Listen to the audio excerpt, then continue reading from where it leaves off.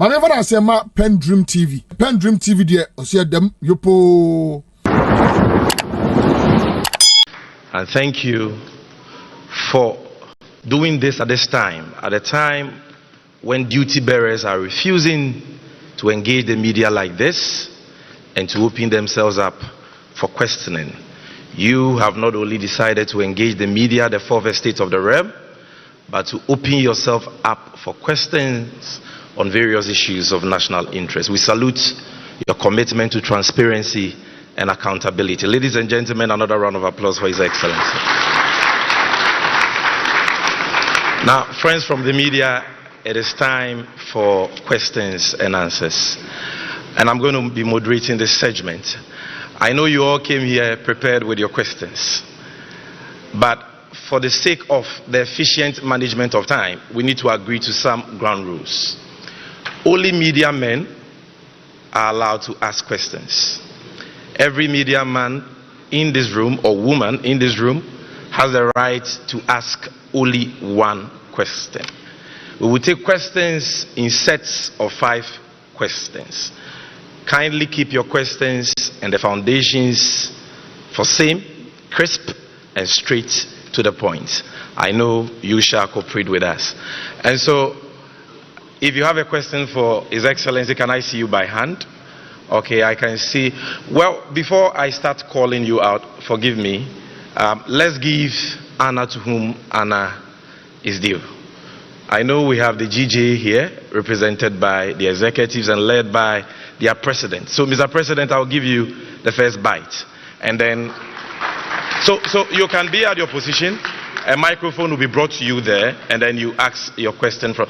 But because he's the GJ president, we'll give him the opportunity to ask 2 questions.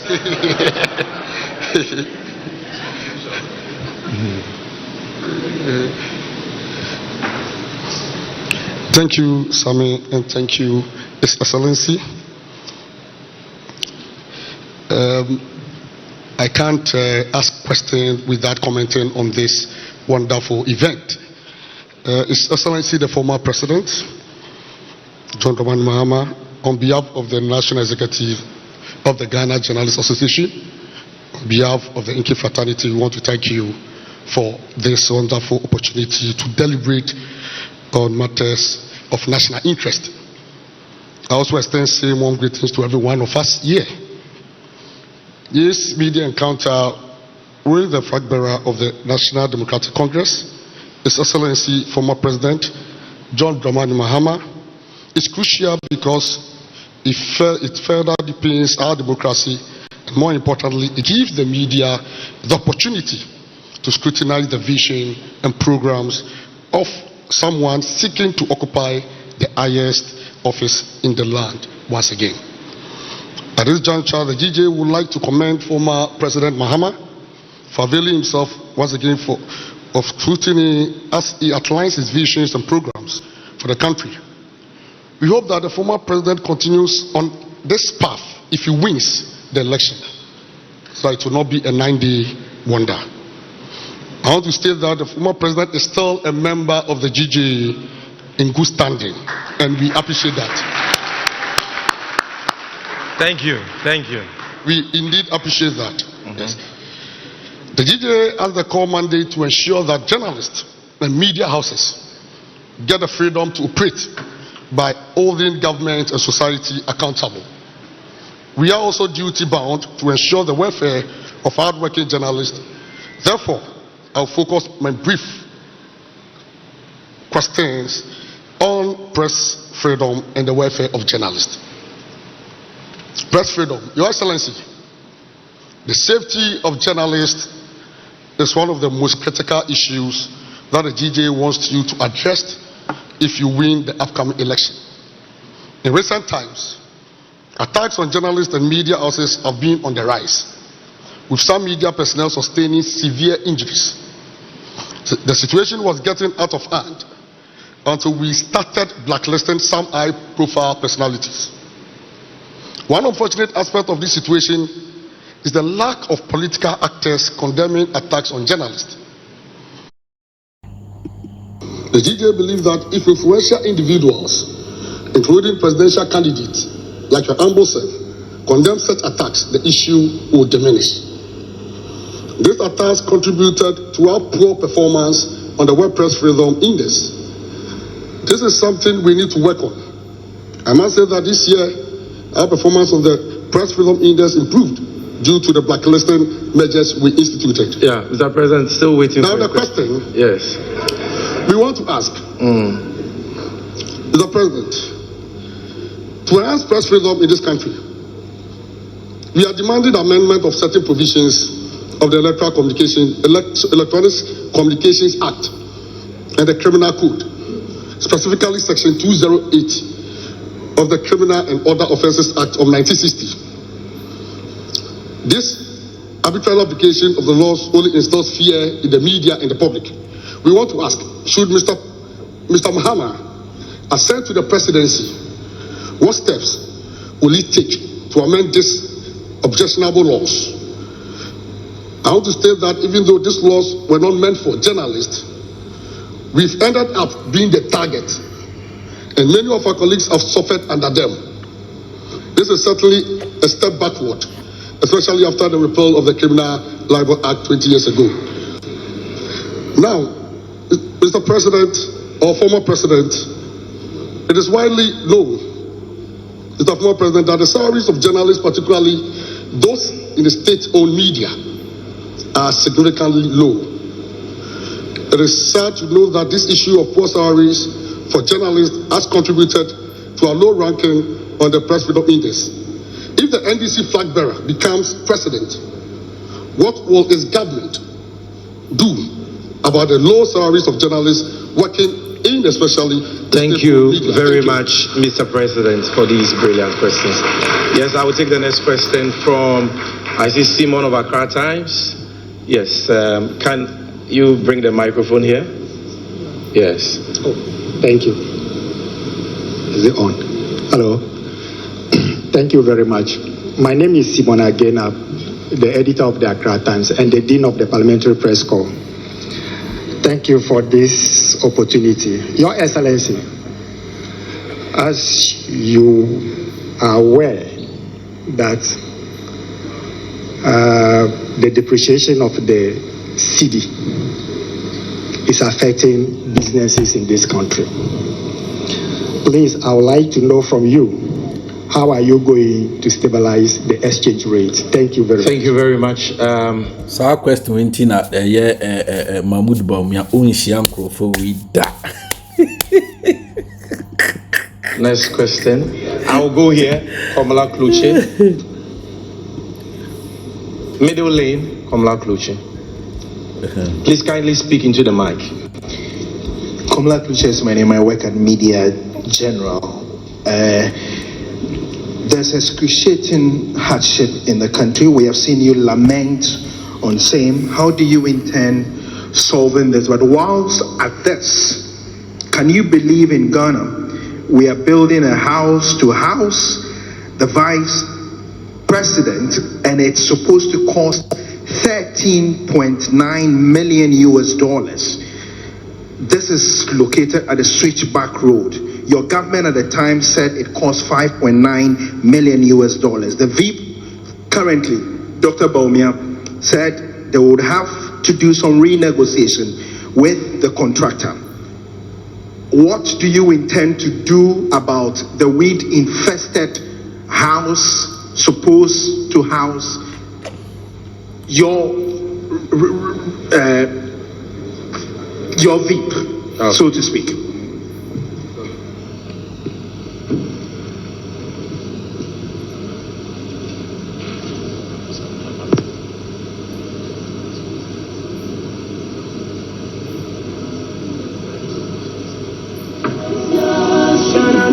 Thank you very much, Komala. Kafwide, I'll give you the...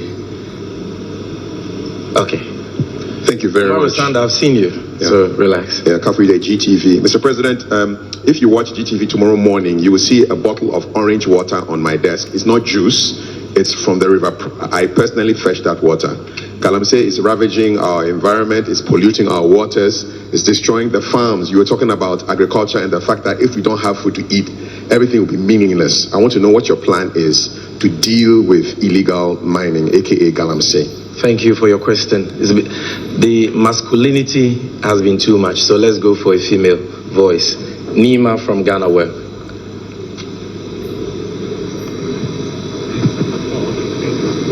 Thank you so much for the opportunity. Your Excellency, please, I would like to find out from you what's your position on free SHS, given that, and also what is your thoughts on the proposal to pass the free SHS bill, given that the majority has hinted the bill will be coming to Parliament. Thank you very much, Nima. So this brings us to the end of the first set, the free SHS bill. So this brings us to the end of the first set of 5. His Excellency will deal with these 5 and then we'll come back again. We're doing this till 10 p.m. So relax, you get the opportunity to ask your question. Your Excellency, we are ready for you.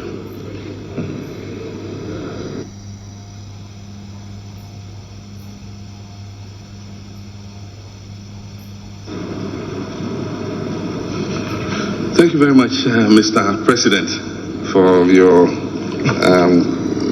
questions and also your commendation. This will not be a 9-day wonder.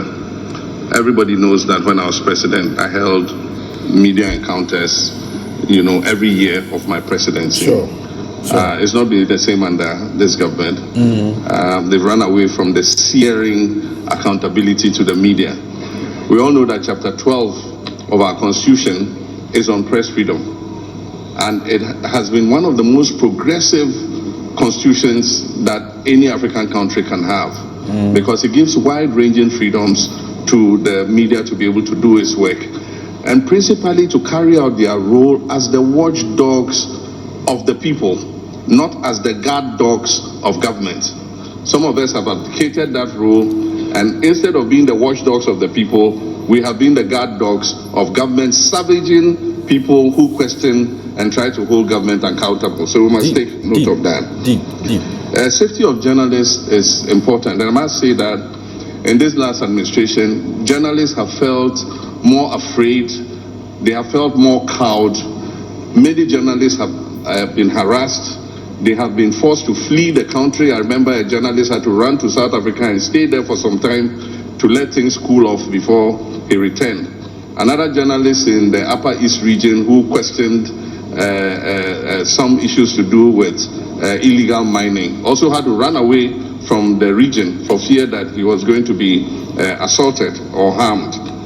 I remember Ahmed Swali and his murder, assassination, which up till today, government does not seem to have the political will to let the investigations go forward and bring the people who did this to justice. As long as these people are not brought to justice, the possibility exists that they can do something similar in the future. And so these are things that we take seriously. And my track record when I was president is there for everybody to see, that because I'm a colleague of yours, my training is in the media, and so I can empathize with the work you do. And so definitely you can be sure that as president, I'm not going to condone or conspire to harass journalists when they do the work that the Constitution has mandated them to do. We're willing to sit with you and look at any laws that are in contradiction with the Constitution. The Constitution is the overarching law of our country. And so if there are any laws that are punitive and constrain the media from doing its work, there are laws that we can look at and we can amend if necessary. The low salaries are not only the state-owned media, they are even worse in the private media. They are even worse in the private media. And so it's something that we need to attend to. The thing about media is that it is driven mostly by adverts. Unfortunately, things have gotten worse because businesses are suffering currently. The budget for advertising has shrunk. And also because of the number of media that we have, dividing that little budget amongst the media makes it difficult to be able, for the media owners to be able to guarantee bigger salaries. And so even in turning our economic fortunes around and bringing the private sector back onto the path of growth and growing our economy would create a bigger pot for us to be able to give more advertising to media houses so that they can improve the salaries of media people. But in the meantime, if you remember, we set up a media development fund. There were a few challenges at the time, and so we put it in abeyance for the meantime. But I think there is something that we can look at again. Set up a media development fund. Government puts seed money into it. It was meant to improve training of journalists. It was meant to attend to welfare of journalists and so on and so forth. And so it's something that we are willing to reactivate. And together with the GJA and all the other media umbrella groups, we'll sit down and see how this media development fund can inure to the benefit of people in the media space. And so those are all things that we are willing to look at. The other question was... So on the exchange rates. Yeah, on the exchange rates. The immediate issue with the exchange rate and the economy is that the best signal Ghanaians can send to both domestic and international investors is that we're ready to change the current trajectory on which we are. I think that if we hold a successful election, we demonstrate to the world and our people that we are willing to change this trajectory on which we are, that is leading us further into the abyss. It will restore confidence in the economy. That in itself will send a signal that stabilizes the foreign exchange. Currently, nobody has hope in where we're going. And so people are hedging because of the rate of deterioration of the value of the cedi. People are hedging for other foreign currencies. And when it happens like that, then it puts further pressure on the currency. And so we would instill fiscal discipline, because eventually the main driver of the economy is fiscal discipline and fiscal consolidation. And so if you only want to ramp up revenues, but you're not willing to cut expenditures, then you have a situation where your budget deficit is out of kilter. And as you know, we had a budget deficit that went as high as 15% of GDP. And unless we instill fiscal discipline, we'll continue to have a situation where it puts pressure on our currency. It's like a household budget. You cannot spend more than you earn. And that is what this government has been. Spending more money than they earn, borrowing more money than they can afford to pay. And that is what has, created the situation in which we are. So we must reduce the deficit, we must instill fiscal discipline, we must reduce the debt burden, and already there is a debt restructuring going on, and so we must continue the debt restructuring, but make sure that we put in the buffers so that we don't fall into this situation again. In my administration, we set up what we call the sinking fund, and we capped the stabilization fund. So any excess money that was above what should go to the stabilization fund went into the sinking fund. We also committed other revenues into the sinking fund so that we could anticipate debts that were becoming due and pay them. This government came and depleted the sinking fund and did not replenish it. And that is how come that we are in the crisis in which we currently are. And so replace the sinking fund, create more buffers so that the economy is more resilient to shocks. The thing about the world is it's unpredictable and shocks will come. But it is how resilient your economy is that will make you be able to come out of the shocks. We all went into the shock together with Cote d'Ivoire. Today our economy is so battered and bruised. And Cote d'Ivoire's economy is much more stable. And I just saw a video of the president waxing lyrical about Cote d'Ivoire in 2016. Today, I don't think he wants to hear that comparison. Because inflation is lower in Cote d'Ivoire, far lower, single digits. And our inflation is at 25%. It went as high as 54%. And so discipline is important. But apart from that, part of the reason we're suffering is the collapse of the cocoa sector. Cocoa has been a traditional pillar of this economy. And when I was leaving office, we did a syndication, cocoa syndication of $1.8 billion. The banks had confidence in this country, and so they gave us $1.8 billion upfront to put in the cocoa industry. And this syndication has been going on over the years. Currently, the last syndication we did, we struggle to even make $800 million. I don't think we've received $800 million for the syndication. And so that injection of foreign currency that was predictable and sure that used to come into the country every year helped to stabilize the foreign exchange. Today, the cocoa industry is a pale shadow of itself. And so one of the things in the medium term is to revamp the cocoa industry as quickly as possible and make sure that its impact in terms of foreign currency injection is revived. Aside from that, we need to quicken our pace in the oil and gas sector. All of you have heard of the transition to green energy. It is real, it is happening.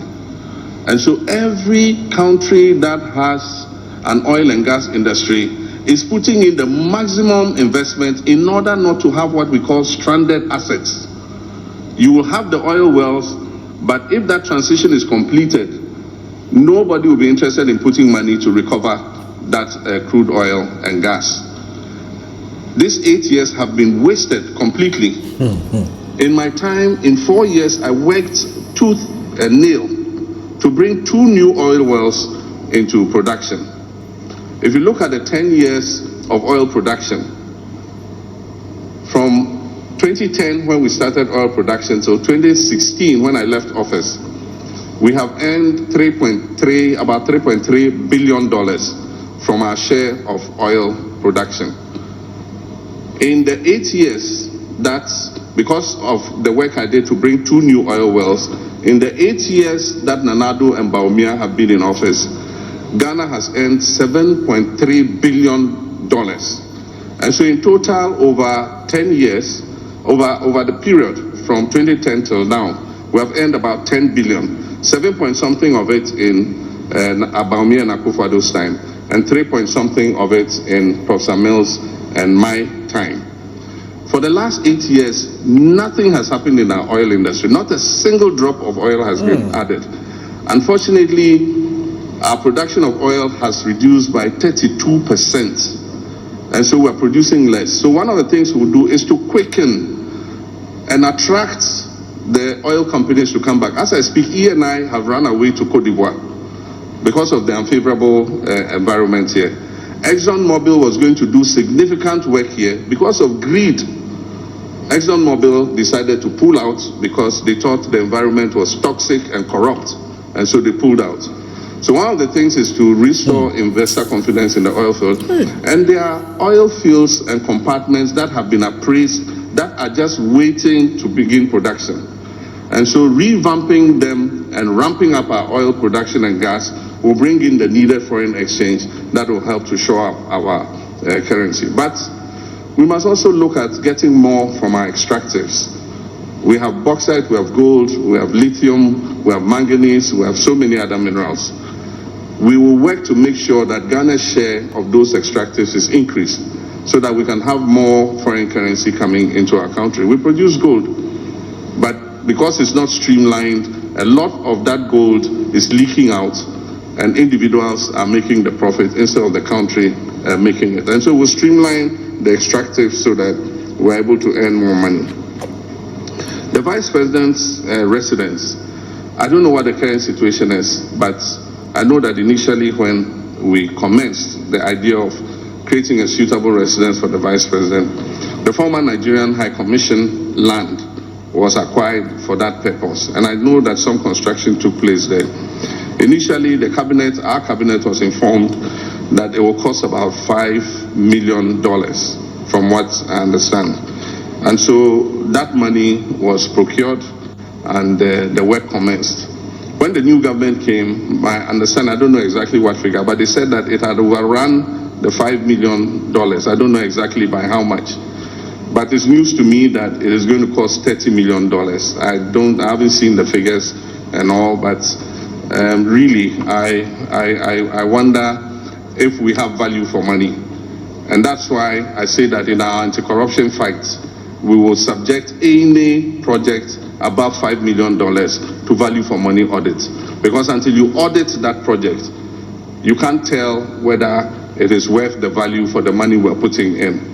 And so when we come, we'll look at the figures and we'll do an audit and see whether, yes, 30 million is what is appropriate or it should cost far less. But in these crisis times, one wonders whether that project is really a priority. Because when I was president, the vice president lived in what is currently called the Australia House. And the intention was to finish this and move him there. But in the crisis, maybe it is not something that we should rush to finish. There are many other pressing commitments that we need to look at. But like I said, when we come into office, we'll do a value for money audit and find out whether we're spending more or less. Galamsey is a problem of compliance. We have all the laws. We have everything. It's the enforcement that is the problem. And the enforcement is a problem because those who should be enforcing it are part of the problem. Today, DCs and ministers all have small-scale concessions, and I indulge in Galamsey. And that's why I said, any person who serves in my government, if you want to be a small-scale gold miner, go and be a small-scale gold miner. If you're a DCE, be a small-scale gold miner. Don't take public office under my administration. And so we're not going to countenance having any of our ministers or our political appointees involved in small-scale gold mining so that we can enforce the laws properly. And what are the suggestions we've given? One, we know the districts where mining takes place. We will open an office of all the agencies that oversee the mining sector in those districts. There must be a Minerals Commission office in every district where gold mining is taking place, so that enforcement and compliance can be right at the doorsteps of the industry in the particular district. The Environmental Protection Agency, there must be an EPA office in every district where mining is taking place. And we have universities that are producing young graduates. UNER is one in Sunyani, UMAT is the other in Takwa. These young graduates are geologists, they are environmental protection specialists. They have a lot of experience when it comes to gold mining. And so we're saying that we're going to identify the concessions and who hold the concessions. And we're going to employ these young people to work with the companies that legitimately own the concessions so that they can guide them in how to do proper mining.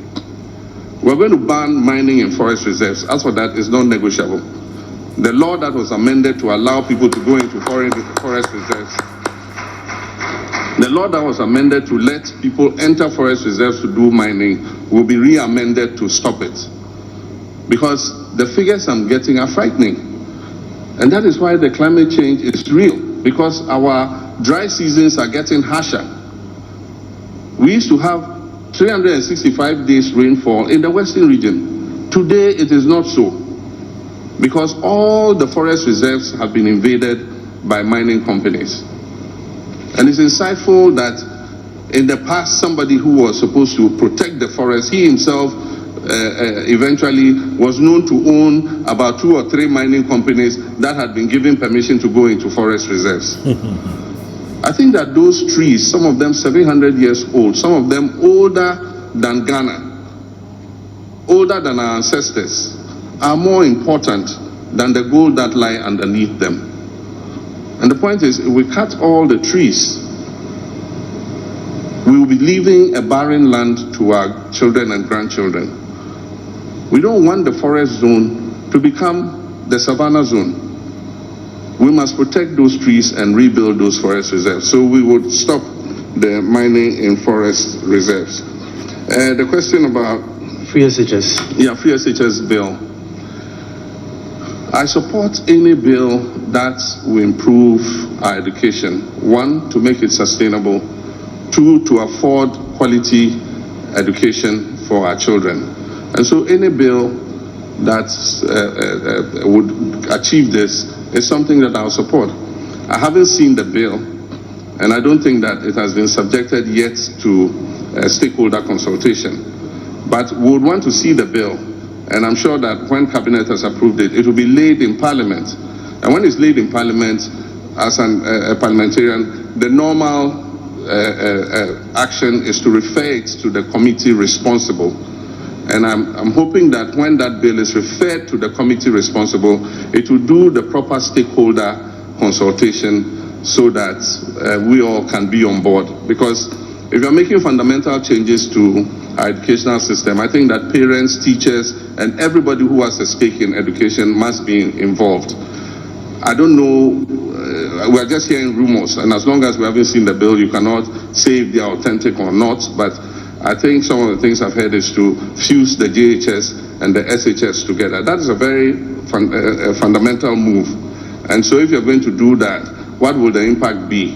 What do teachers say? What do parents say? What do students say? What do all the stakeholders in the industry say? There are rumors that BEC will be cancelled, and so it's just rumors we've heard. Until we see the bill itself, we cannot make any determination. But like I said, I will support any bill that goes to improve quality and sustainability of our free SHS. Thank you. But Your Excellency, she also wanted to know what your position on free SHS is. My position on free SHS? Aside the bill, yes. My position on free SHS is known.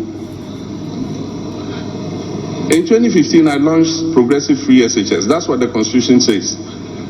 The only difference between us and MPP is the approach.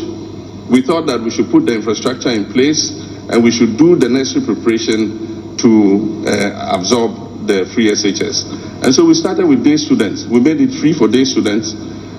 And in the second year, we absorbed 120,000 students on the free SHS. Nanado himself lauded me. It's there in the media. Just if I had my phone here, I would Google it. They say Nanado lauds Mahama's free SHS. It's there. UNESCO, congratulated us for launching the free SHS. How can a person who launched free SHS be against free SHS? And so it's a political gimmick that is played by our opponents. Free SHS has come to stay. And nobody can roll it back. All we're saying is, let's improve the implementation. Let's take away the bottlenecks. Let's work to abolish the fast track. Let's be able to feed the children better by decentralizing the school feeding, the free SHS school feeding program. So those are all the kinds of initiatives we're thinking about. But we can only take that decision if we come together as stakeholders and discuss freely the challenges that it faces. Today, there is not the environment for a free discussion of free SHS. Ask any teacher or headmaster. If they make comments adverse to the conditions and implementation of free SHS, they are either sacked or they are transferred to Siberia. And so we must change that. We must free them to be able to come up and talk about it and discuss free SHS and how we can improve it. My commitment is to improve it.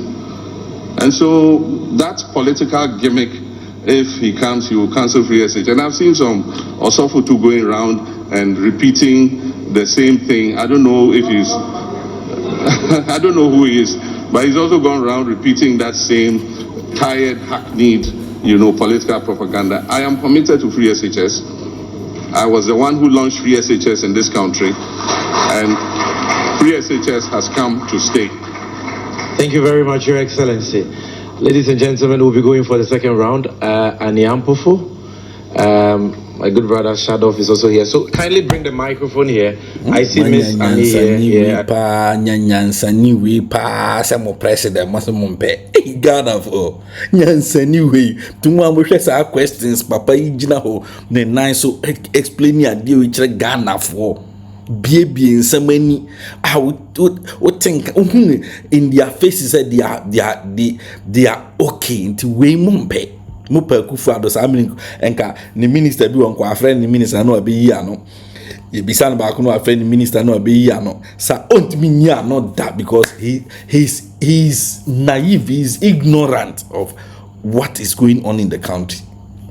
Then I will take 2 here, so that will be 6. So Let's start with Annie Ampofo of Metro TV. Kwame, you're seated at the wrong place. Okay. Thank you. Good evening. Thank you, Mr. President. So, my first, I'm limited to one. All right. Annie, can you increase your volume? Okay, 24-hour economy. So, if you check the global countries that are practicing 24-hour economy, it includes USA, Canada, France, UK, Singapore, and the rest, Germany. All those countries are in the Western developed world. I'm just wondering, I checked the statistics with the France implementation, and I think one of their cardinal challenges has to do with labor.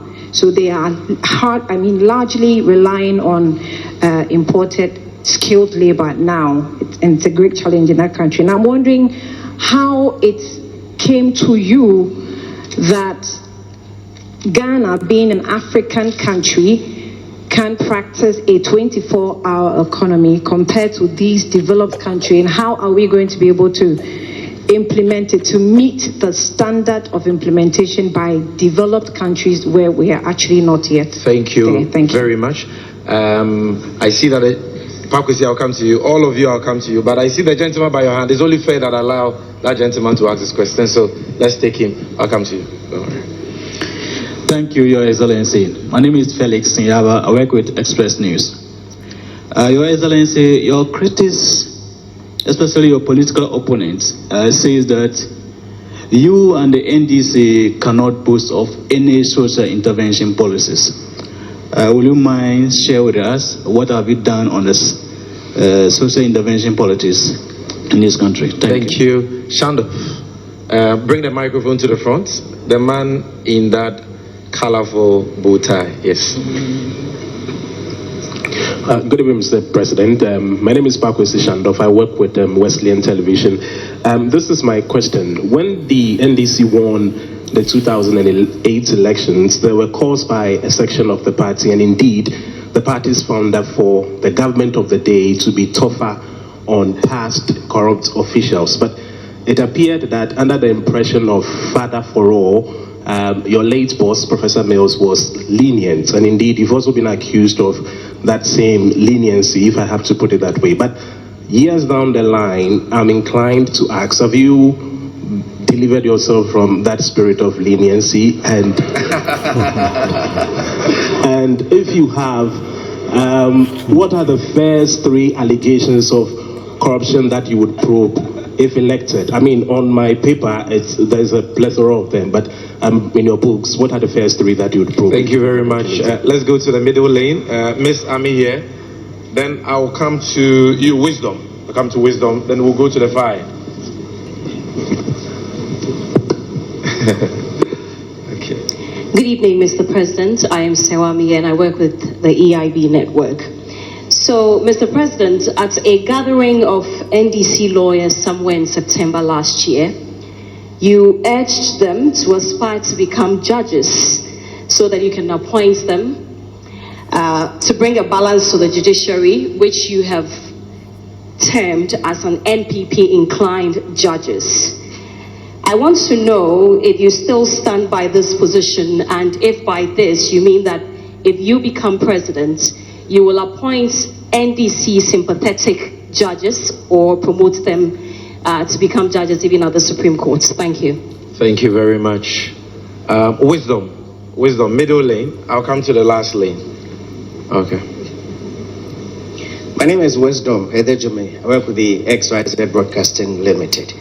Mr. President, clearly you have just one term, and that will make you unaccountable.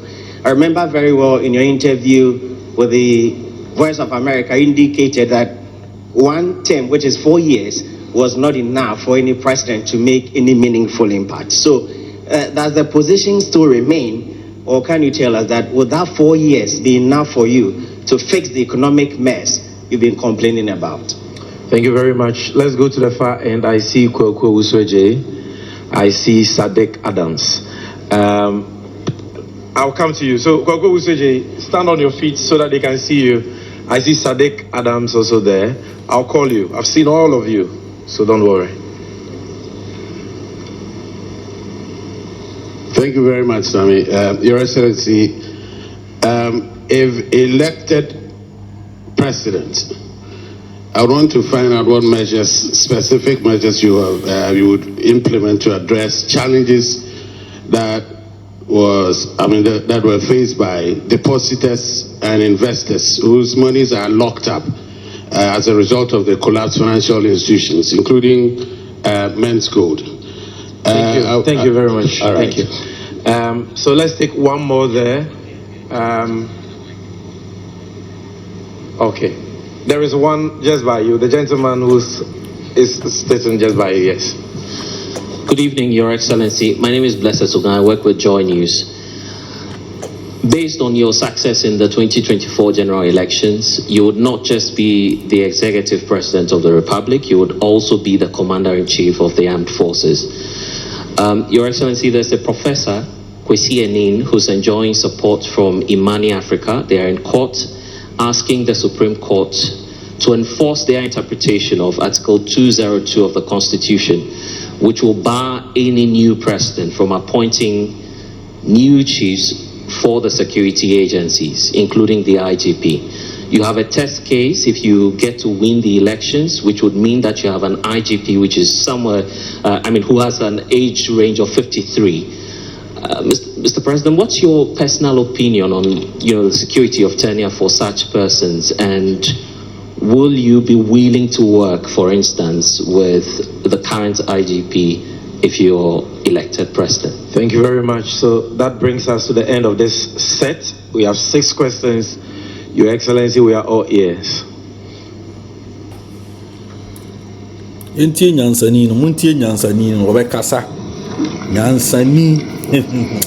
Charlie. And the first question was about the 24-hour economy and the countries that are implementing that policy. Indeed, there are several countries implementing it. And as you said, Ghana would probably be one of the first in Africa to begin the implementation of this policy. It is not new. For those of you who have access to the 40-year development program, which was passed under my administration, the issue of the 24-hour economy was embedded right in there. And it is meant to accelerate our productivity. It is meant to increase opportunities for employment. In Ghana, for somebody, who said, a friend is saying, 24-hour economy, enya de fufuru. So, sa enya de fufuru, but media no omon kind she. Let's just say, a 40-year development plan at Mahama time, or more elanchi, anko almost say no nanka Ghana yemfanya jumano. Na it was part of it. E kahubia no mashe say enka a friend say 24-hour economy komo ebe kicking and running and odilusu election. So the example you give for most of those European countries is that they have an aging population because birth rates are falling so low. So even as they accelerate their economies with more shifts to increase production, they don't have the labor to be able to service that 24-hour economic policy. We have an abundance of labor. We have young people willing and able to work. And that is the more reason why we even have a better justification to implement the 24-hour economy. But of course,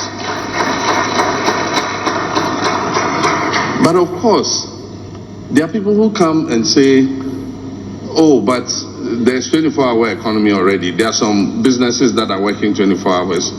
Yes, they are doing that by choice. That just a few of them think that they have the capacity to work 24 hours. So it's just by the decision of the owner of the enterprise that he can implement it. It has never ever been a policy in Ghana. So the difference between what they're referring to, that, oh, some companies are running 24 hours, the difference is that we're going to make it a policy, and it is going to have the guidelines for that policy and what government can do to encourage more companies to run 24 hours. That is a simple thing. And so we say we're going to bring a 24-hour economic policy. Oh, Nasa Omo Yedada. But we've never had a policy that regulates and guides how we can incentivize companies to do 24 hours. And I said that one of the things we'll do is give them tax incentives. Because one of the things that adversely obstructs businesses in Ghana is our high taxes.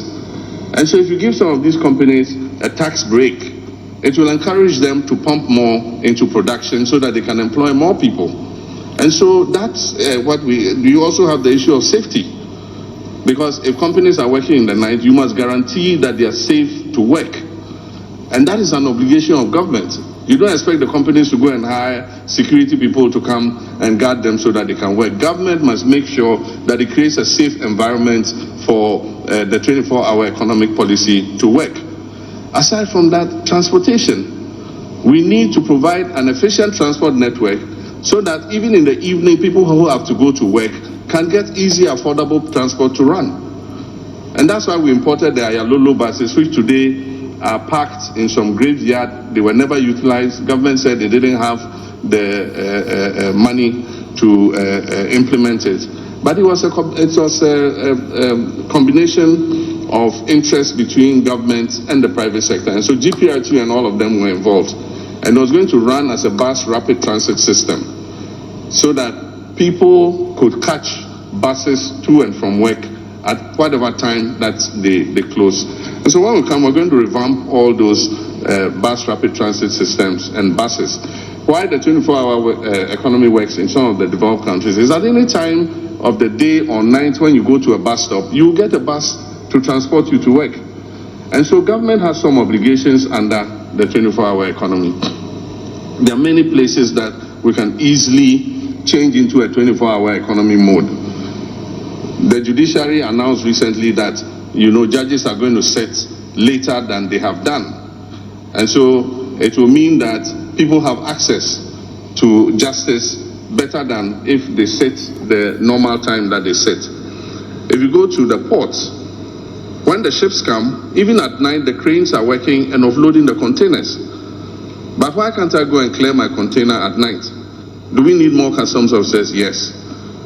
Must we get more bankers so that we can make our payments and clear our goods even at night? Yes. And so there are things that government can do to make the 24-hour economy possible. Government has its obligations, and we are going to make it a policy so that the private sector can come on board and be able to do so. People talk about demand. The demand is there. We import 3 billion worth of food products every year, and some of these things we can produce ourselves. And so you can't tell me there's no demand. If there was no demand, why are we importing? Why are we importing? If there's no demand for vegetable cooking oil, why are we importing vegetable cooking oil? It means that the demand is there. And so if we can increase productivity, we can meet the demand, our domestic demand. But apart from that, we've been giving the advantage of the African Continental Free Trade Area.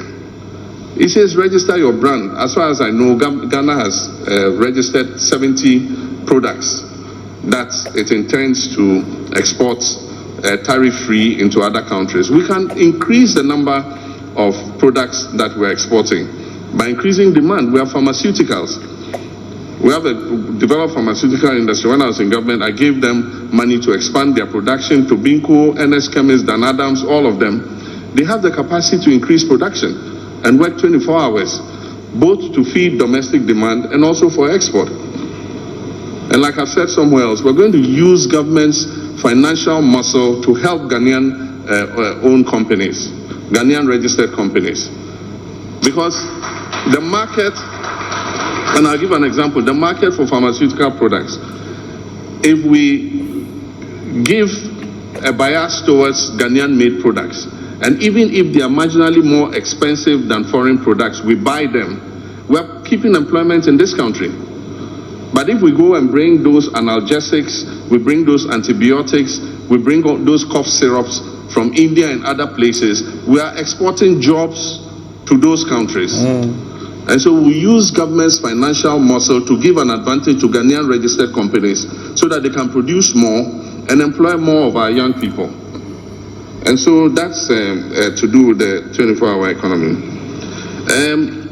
I've heard this thing said so many times, and I wonder the basis why they say so. The NDC has no social intervention programs. It's the funniest thing I heard. Who brought the District Assembly's Common Fund concept?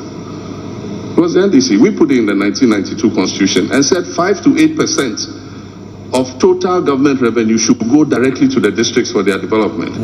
So if you go to your district and the District Assembly has built a school, a KVIP, a nursery, a sports recreation, a community center, it is a social intervention of NDC that has produced that. Who introduced the GET Fund? Mr. Rawlings, NDC. We passed the GET Fund law. And but for the GET Fund, where would our education be? Most of the educational infrastructure in this whole country is being provided through the GET Fund. And so how can you say we haven't introduced social intervention policies? But in any case, what is social intervention policy? Is an action or policy that provides social services or social benefits to the people. And so it's not only GET Fund and other things. We have provided more access to water than any other government in the history of this country. When Professor Mills came into government, access to clean drinking water was 58%. By the time we left office, access to clean drinking water was 76%. For Accra alone, we added 40 million more gallons of water. In 8 years, not 1 gallon has been added. And I hear the Ghana Water Company say, oh, Accra is overgrowing its supply of water. It's overgrowing its supply because in 8 years, you have not added a single gallon to it. You must plan and know what your population growth rate is. And you must continue to put in the capacity to bring in more water. And that's why I'm saying that we took water and brought it in from the northern direction of this country. And so Adenta and other places that had never gotten water for almost 15 years saw their taps flowing for the first time. Today, I'm sure your taps flow twice a week or something. If you don't store water, you will run short. 3 times. And so we need to invest to bring more water supply, not only to Accra, but to all our growing communities around the country. And so if you are a government and you haven't invested in improving water, definitely access to people will be denied. We've extended electricity more than any government in the history of Ghana. Electricity is a public good. When electricity arrives in a community, it changes the lives of the people very rapidly. People can engage in small-scale enterprises. It was Rawlings who introduced the Rural Electrification Program and the National Electrification Program. And so today, when we say that Ghana has more than 80% access to electricity, it's because the NDC introduced those policies for us to be able to do so. So how can any person say that NDC has not introduced any social intervention? Even the NHIS. NDC started a pilot in Damango and Nkranza for the NHIS. Implementation started in President Kufuor's time. But what President Kufuor introduced was a mutual health insurance scheme. And so your card, your NHIS card, allowed you to access health services only in the district in which you were registered. Today's National Health Insurance Scheme was introduced by Professor Mills. He changed it from a mutual district insurance scheme to a national health insurance scheme. So that your card so that your card could access health care anywhere in Ghana you go. And so I wonder what is giving these people this idea. You know, I can refer to free school uniforms and free sandals. The free school uniform policy was introduced by Professor Mills. I can refer to the free textbooks for basic schools. When Nana Jane, seated here, was minister, she came and met a situation where 3 children had access to 1 textbook. By the time she left office as minister, every child in basic education had access to 4 textbooks of their own. If that is not social intervention, I wonder what else is social intervention. Even let's take progressive free SHS. It's a policy, the free SHS. I launched the free SHS. And so you can't say that we have not had any social intervention. If you talk about the cocoa sector, our policy of free fertilizer and free cocoa inputs and free seedlings changed the lives of the cocoa farmers. Sure. And if you remember, when I was leaving office, we did almost 1 million tons of cocoa because of the policy that we had of giving these inputs to the farmers free. If that is not a social intervention, I wonder what else is. That argument must stop. And the point even is, these people have done more harm to social interventions than any other government in history. They capped the NHIS, and apart from that, they starved it of funds. And so most people with an NHIS card today cannot access health services. You go, you get a consultation, there are no drugs, not even analgesics. You go to hospitals and they say they won't accept the NHIS card because the NHIS is not refunding their claims. And it's not refunding their claims because this government has starved the NHIS of money. They've starved the District Assembly's Common Fund of money. The Constitution said 5% to 8%. We were giving District Assemblies 7.5% of national revenue. When this government came, they reduced it to 5%. And the rest they are putting into the consolidated fund to spend at the center. And even the 5% does not come. If you go and ask any district secretary, he will tell you there's no money. They go begging the MPs to let them have access to the money in their district common fund accounts to be able to do even some of the basic things. And so this government is doing more. Get fund, decollateralize, get fund, and spend the money in advance. So get fund is not able to continue the projects that it is undertaking because the fund has been collateralized. And so this government has done more harm to the existing social interventions than any other government in the history of the country. And so that is my take on that. And then you asked, have I exercised myself of the father for all, the father for all syndrome? My boss, my president, was a special person. He several times said he believed in looking forward and not looking into the past. And so I'm sure that people got away with some of the crimes that they had committed against the people. I became president 4 years later, after President Mills had done his 4 years. I mean, I came into office 5 months before the election. And so when I became president, it was going to be a bit difficult to be investigating things that happened in 2008. And so I said that, look, any allegations of corruption that are made against any public officer, I give the investigative agencies the free hand to investigate. And so I remember in those times, the National Service investigation, the JIDA scandal, people didn't even forget that I was the one who commissioned the Committee of Inquiry into JIDA. And all the issues that came up, the report was presented to me as president, and I gave the report to the media. And that is referred back to me as my crime of condoning corruption. The fight against corruption begins with shining sunlight into an area. And that is what I sought to do. And so when we gave the JIDA report to you guys, it was referred to the Attorney General. And the Attorney General began to take action. Some of the people involved went to court to restrain the Attorney General, and the court processes took forever. There were others where there was prosecution of my own colleague and friend, Abu Gapele. The Attorney General put him before court, and he was jailed. It was recently that President Akufo-Addo granted him amnesty. And so their will to fight corruption was there. We even retrieved monies from some of those involved in JIDA. We retrieved as much as 50 million Ghana cedis at the time. And so the track record is there. And I can assure you, if you believe that I was imbued with the father for all syndrome, it has been exercised.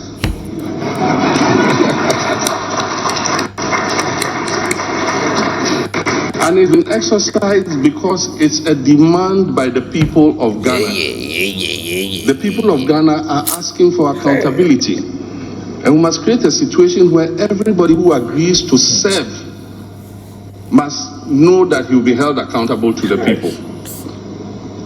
We can't afford to fail.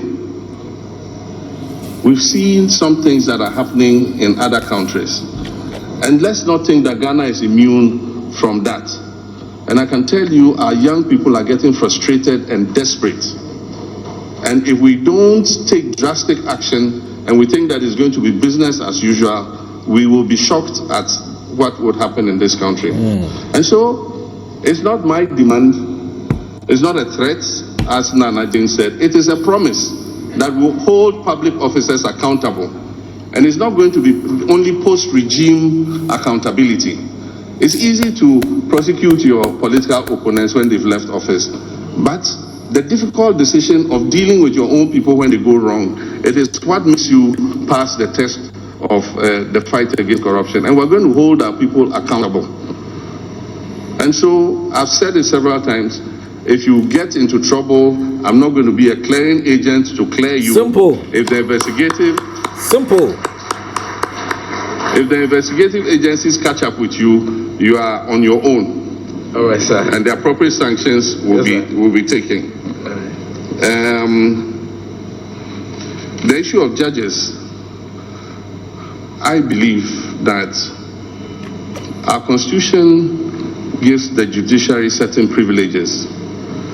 They are the only arm of government that does not renew its mandates. They don't go for elections to be re-elected as judges, and they're given security of tenure. I think that the obligation and responsibility of every president is to appoint fair-minded people. Human beings, as we are, would have our own inclinations towards one party or towards one religion or towards one culture or other. There are many things that make us who we are. But the obligation on when you become a judge is to look at the cold, hard facts and rule based on that. Some of the pushback that we're seeing currently is the penchant by this president to pack the courts. And only recently, you've seen what happened. And I can't understand why the Chief Justice will be the one recommending, which judges to appoint. The Constitution is clear. That is the President who appoints judges in consultation with the advice of the judicial. And so the initiative to appoint judges must come from the President and submitted to the Judicial Council. It brings it back with advice to the President, and the President forwards it to Parliament. That is the procedure. It is very rare that this time the recommendation comes from the Chief Justice to the President. And even the issue of capping the number of judges. The Constitutional Review Committee recommended that we cap Supreme Court judges at 15. And so the issue of capping the Supreme Court is not for the Chief Justice to say. We will resurrect the Constitutional Review process when I become President. And when we do that, we will put it to the Ghanaian people whether we should retain the 15, whether we should reduce it, or whether we should increase it. And so I think that should be the Chief Justice saying that we should increase and cap at 15. And even when she says, and cap at 20, and even when she says cap at 20, she has already recommended the 5 that will cap the 20. Thank you. And even bring it to 21. Because if you add that 5, it will go to 21. And so I think that we must, as much as possible, have the discretion. The President of this country has a lot of discretionary powers. But that discretionary power must be exercised with responsibility, and make sure that when you are appointing people onto the judiciary, which has security of tenure until they reach 65 or 70 or whatever age is recommended, you cannot remove them unless for state reason. And so in appointing people to such powerful positions where they are the arbiter of whatever happens in this country, we must make sure that we use a criteria of fair-minded people who can put their prejudices aside and be able to judge fairly, because they are the last resort when disputes occur. And so I think that that is the... I was speaking in Elubo when I made the statement that I made. And that statement was in 2016. And it was made to justify why I deserved a second term in office. And I believe that at that time we had made significant steps in terms of stabilizing the economy, in terms of infrastructure development. We had brought the Echuabo gas processing plant on stream. We had been faced with a crippling energy crisis. We had turned it around. By 2016, we had stabilized the power situation. We had worked hard to bring 2 new oil blocks on stream, which increased the volumes of our oil production and the value of our production. We had introduced a new Energy Sector Levy Act, which today is bringing in almost 9 billion cedis a year. And so there were several things that we had done. We had established a new port at Tema. We had built a new Terminal 3 at our airport. We had expanded the Takrady port. We had expanded educational infrastructure. We had expanded health infrastructure with district hospitals and regional hospitals. We had expanded access to electricity and water. We had built new markets in many places so that we could improve trade and commerce. And so on that basis, I wanted another term to be able to continue and consolidate what I had done. And that's why I made the statement that I did. But this time, I come back to the job with experience. And I'm going to hit the ground running. And so even though 4 years is short, I believe that in 4 years, we can reset our country. And there are objectives that one wants to achieve. And I say that in 4 years, we can establish a strong fight against corruption. It is possible for a president to do that. I believe that in 4 years, we can begin carrying out constitutional reforms and reviewing our constitution. And that is an objective that I believe I will put myself to and we can achieve in 4 years. In 4 years, we can begin to turn around our economic fortunes and stabilize the economy. I don't say that it will become a land of prosperity, but at least we'll turn around the decline, stabilize the economy, and put it back onto a path of growth. In 4 years, I believe that we can ameliorate and alleviate a lot of the hardship our people are facing currently. Because in stabilizing the economy and stabilizing the currency, we can reduce inflation and reduce some of the hardship that our people are facing. I believe that in 4 years, we can improve our infrastructure. If we implement the big push, we want to put $10 billion over 5 years in infrastructure development. It will include roads, it will include bridges, it will include the essential infrastructure that will make our country run. And I believe that in 4 years, with the implementation of a 24-hour economic policy, we can begin to create more jobs for our people. And so, yes, I think 4 years for the reset objectives that I have mentioned, one can create a turnaround and create a platform for resetting our country and giving it the opportunity to take off.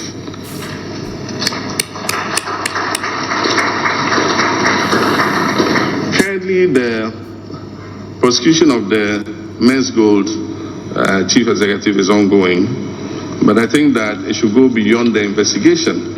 I don't know how far they've gone with identifying the assets of Men's Gold and identifying the holdings, validating the holdings that people had.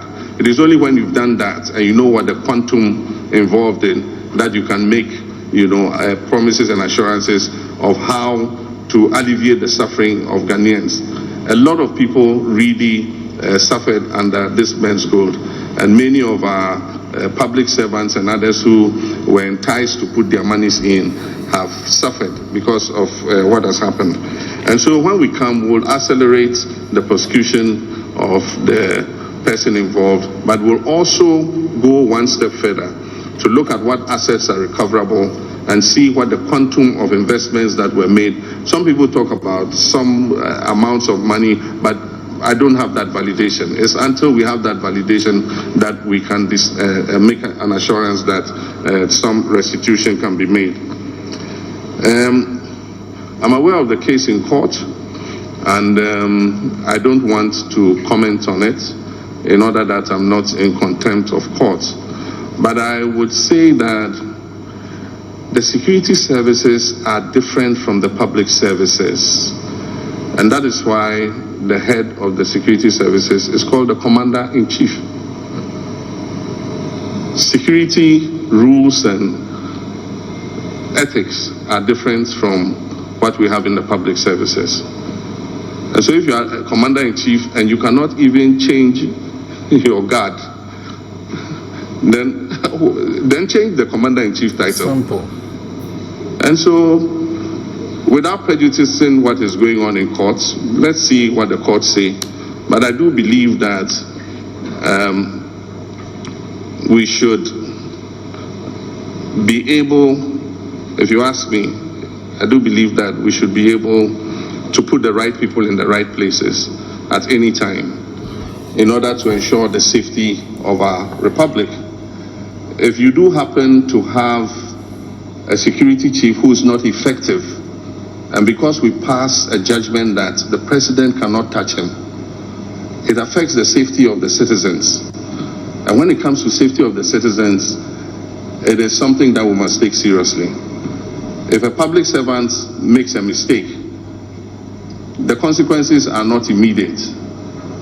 But if a security chief makes a mistake and we lose a life or people suffer harm, the consequences are irreversible. And so we must look at everything that goes with it. But let's leave it to the wisdom of the courts to make a decision, and then we'll decide how we all go forward. Thank you very much. Thank you very much. I can see the 2019 Journalist of the Year, Samson Ladi Ayinene here. Go to, no. That side. He's in a red and black smoke.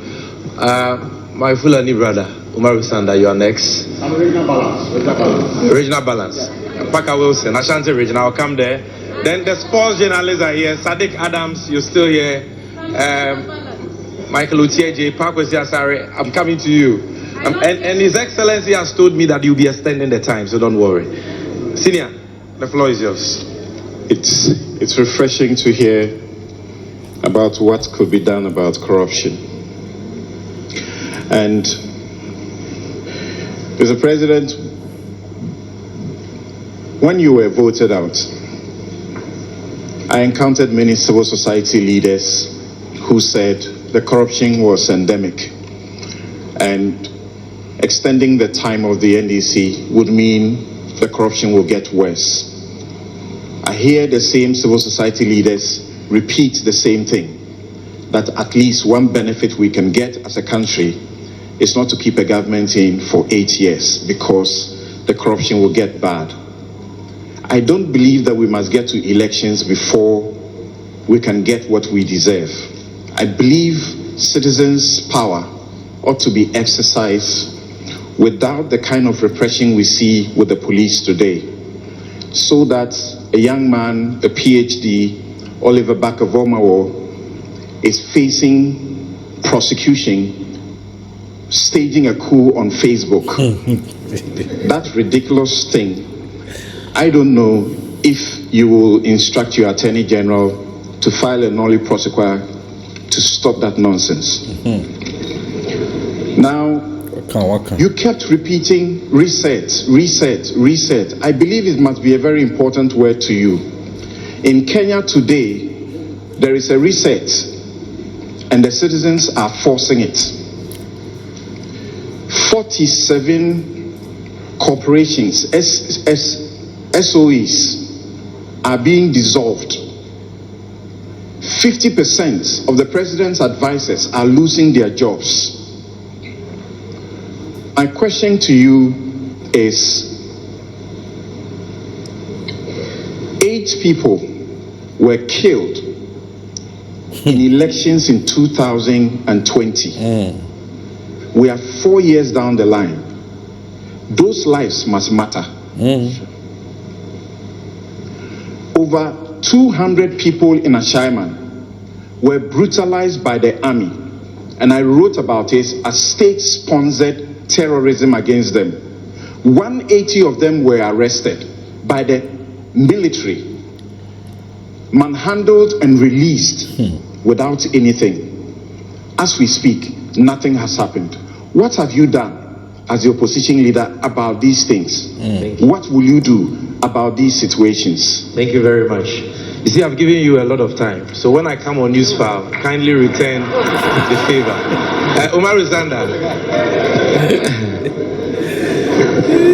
Thank you, Sami. Good evening, Mr. President. My question is, we are at the Kempinski Hotel. A few meters from here, there's a hole that has been described variously as the world's most expensive hole. My question is, when or if you become president, will you cover that hole, complete the hole, or convert the hole?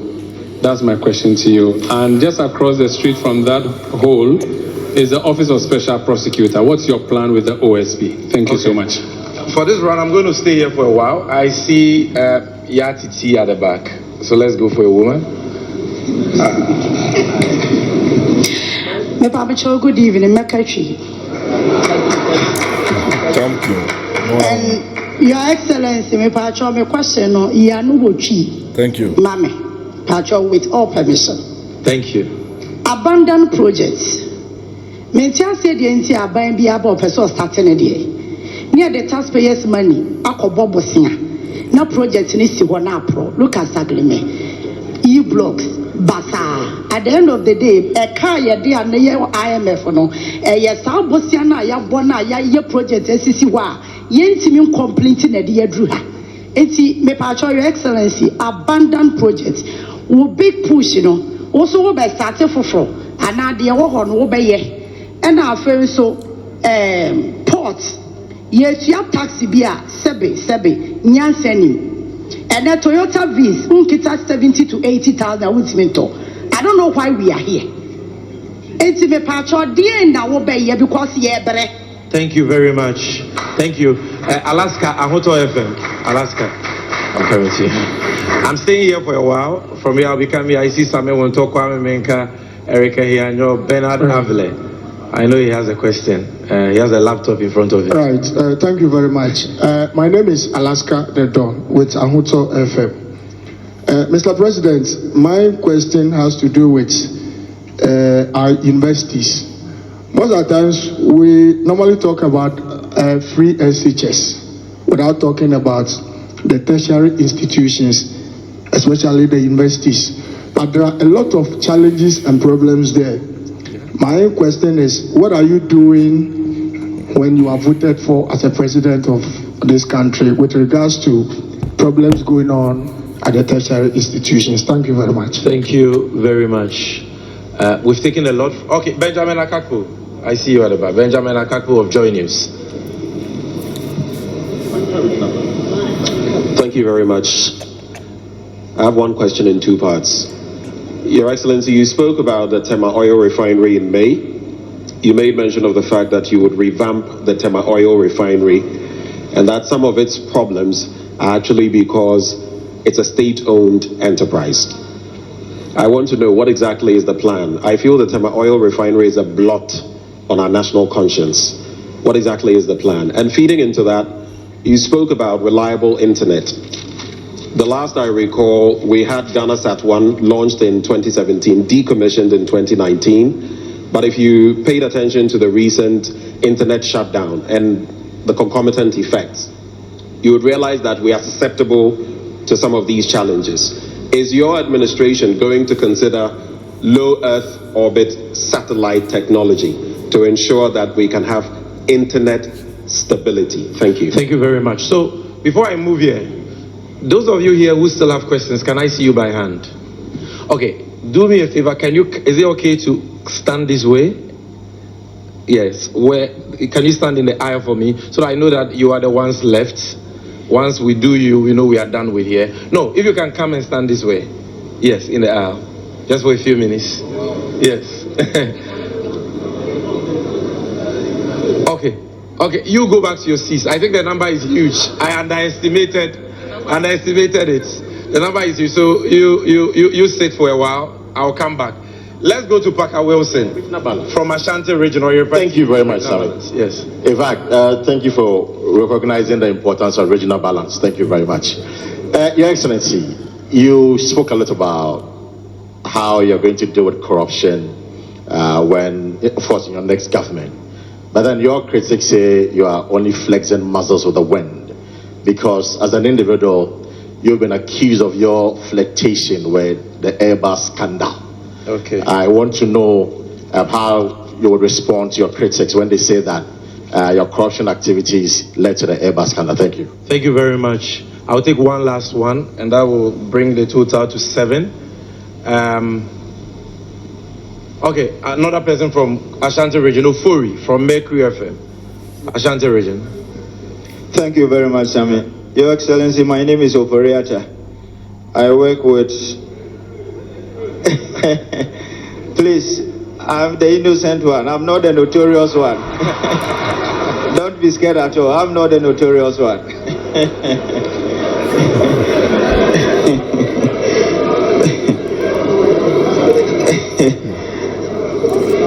Please, I can assure you that everybody is in safe hands. I'm not the notorious one. All right, we are all yes. Okay. I work with a Class Media Group, specifically Kumasi FM and Adesha FM in Kumasi. Your Excellency, in some times past, a member of this government died, and in his will, it became known that he had devised a plot of land in Achimota Forest for a relative, as if that was not enough. Now, there is a problem between the organized labor and government in respect of state hotels which are on the verge of being given to a cabinet minister.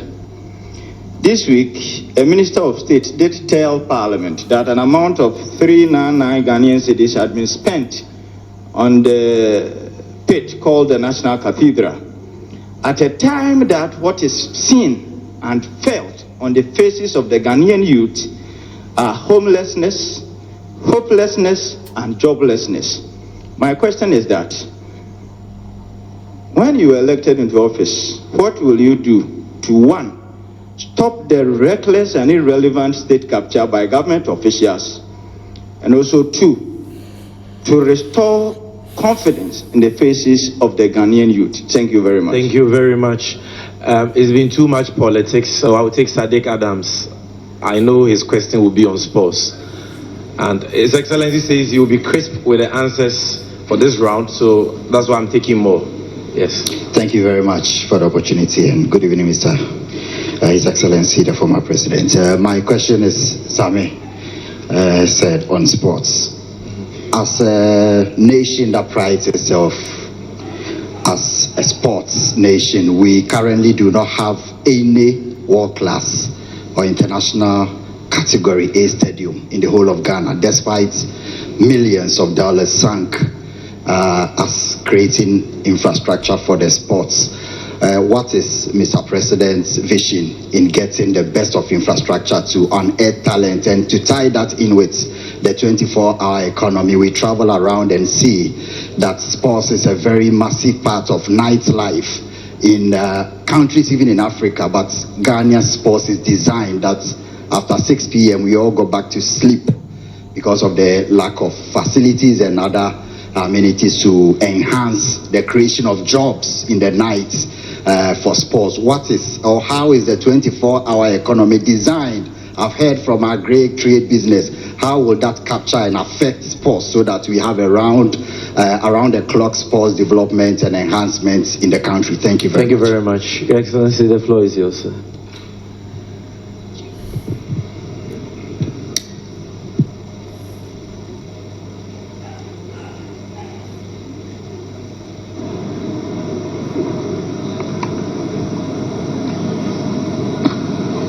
Thank you very much. I'll just add a few things to what I said about pre-SHS. One of the objectives we would set ourselves in terms of looking at the implementation again will be to allocate dedicated funding for free SHS. If we agree that education is the most important driver of prosperity and growth, then we must be prepared to identify and earmark funds for it. We already have GET Fund, which goes into infrastructure, but we must find dedicated funding to be able to implement the free SHS seamlessly. Also, in addition to the question I answered in terms of 4 years, I have heard somebody say that 4 years, if somebody has 8 years, he'll be more responsible and accountable, and if somebody has 4 years, he will not be accountable. I mean, it's the most illogical statement I ever heard. Meanwhile, the same person said 4 more for Nana, and so if you follow that logic, it means that no president deserves a second term. That's what the person is saying. So even your 8 years you are talking about, it means when you win and you want re-election, you are not going to be accountable. And so let's, put that illogical thinking aside and look forward. The first was about the prosecution of the laptop coup in regards to our colleague Bakavomao. And I do think that I don't want to be in contempt of law, but I can say on authority that I don't think that that prosecution was necessary. And so let me just keep it like that, so that I don't get cited for contempt. I think that prosecution was unnecessary, and it was an overreaction by the government. With regards to what is happening in Kenya, I don't think that we have to wait for the backlash of what the youth did in Kenya for us to do the things that we have to do. And that's why I started talking. I said, look, the time has come for us to act, and that it can't be business as usual. The Kenyan youth have sent a signal to the whole of Africa that they will push back if the leaders don't do the right thing. And so definitely I'm signaling that it will not be business as usual in our new administration. We'll cut out waste, we'll cut out opulence, we'll bring a code of conduct for public sector, public appointees, especially political appointees, in how they behave, in terms of their modesty, in terms of their humility. Your appointment to that office is an opportunity to serve. It's not an opportunity to lord it over the people.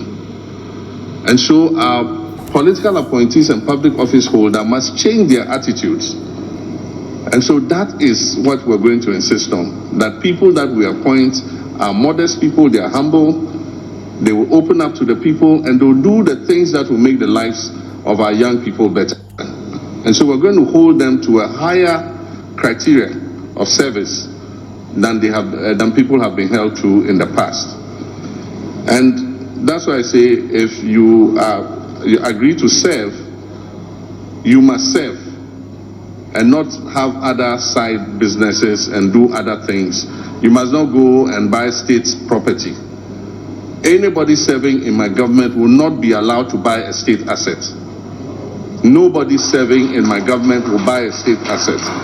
Vehicles or cars or buildings or land or anything, nobody serving in our government will be allowed to buy a state asset. With regards to the deaths, I have the same opinion as you. 8 of our citizens died for no reason, and our president has not even extended any recognition of what had happened. And no attempt has been made to investigate. I have said in several places that we'll investigate what happened and find out those culpable for those deaths. And aside from that, we'll compensate the families adequately on the loss of their loved ones. And it's not only the deaths during the election. You mentioned there are shaman brutalities. It shouldn't have happened. I mean, a soldier was killed, very unfortunate, by a group of armed robbers. And because of that, a whole community was subject to brutalization. I don't think things like that, should happen in the 21st century. And so I put out a statement when it happened, condoling with the victims, and also asking the military to exercise patience. I believe that the military work in a very difficult environment. They are responsible for our safety and security. But at the same time, they should recognize that the money the taxpayers pay that put them in that uniform and give them those instruments are to protect the citizens and are not supposed to be used to brutalize the citizens. And so we need to see how we deal with that. Ayawaso West Wogon, a whole commission of inquiry was set up. Government has with impunity refused to implement the recommendations of the committee. Only recently I visited one of them. He was a footballer. He is unable to go back to work or do anything because of the infirmity in his leg. And so I went and presented a freezer, a flat screen TV, and 5,000 cedis to him in order to help him keep going. And I believe that people like that should be adequately compensated so that they can live their lives again. I am a Christian and I belong to the Assemblies of God Church. Ordinarily, building a house of God is something that we all do. I contributed monies in my local Assemblies of God branch to build our church. And it's created an environment for us to praise and worship our God. But I don't condone stealing in the name of God.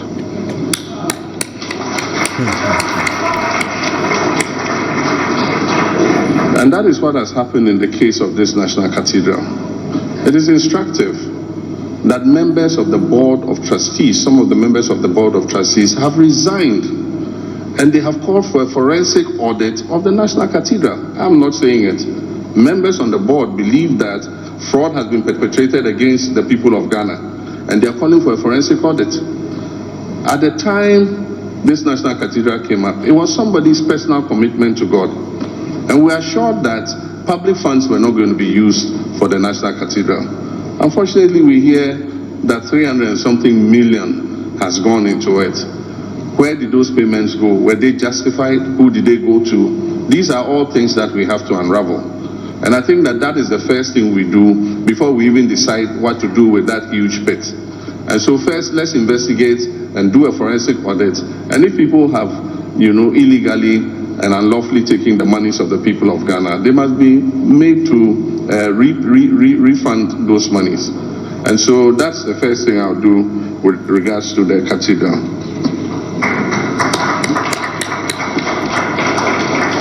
Yeah, Titi Medase.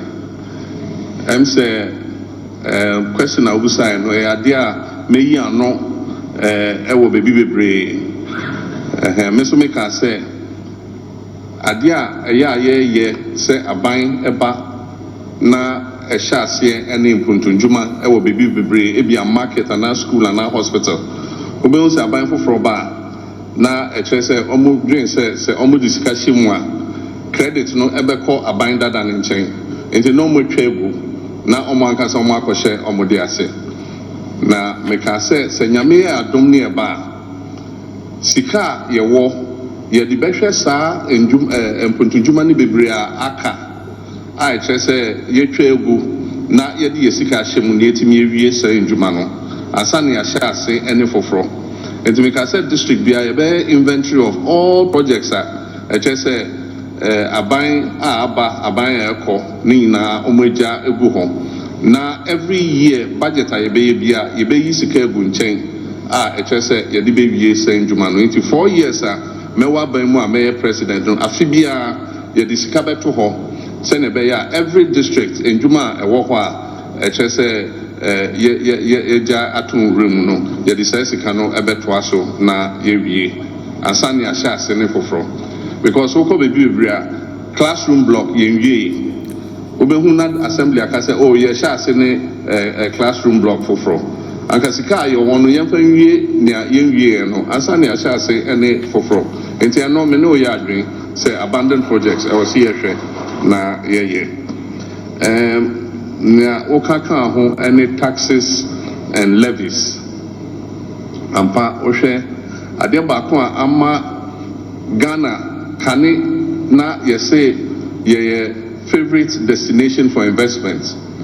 And they say na your taxes ne levies e wo form kakra.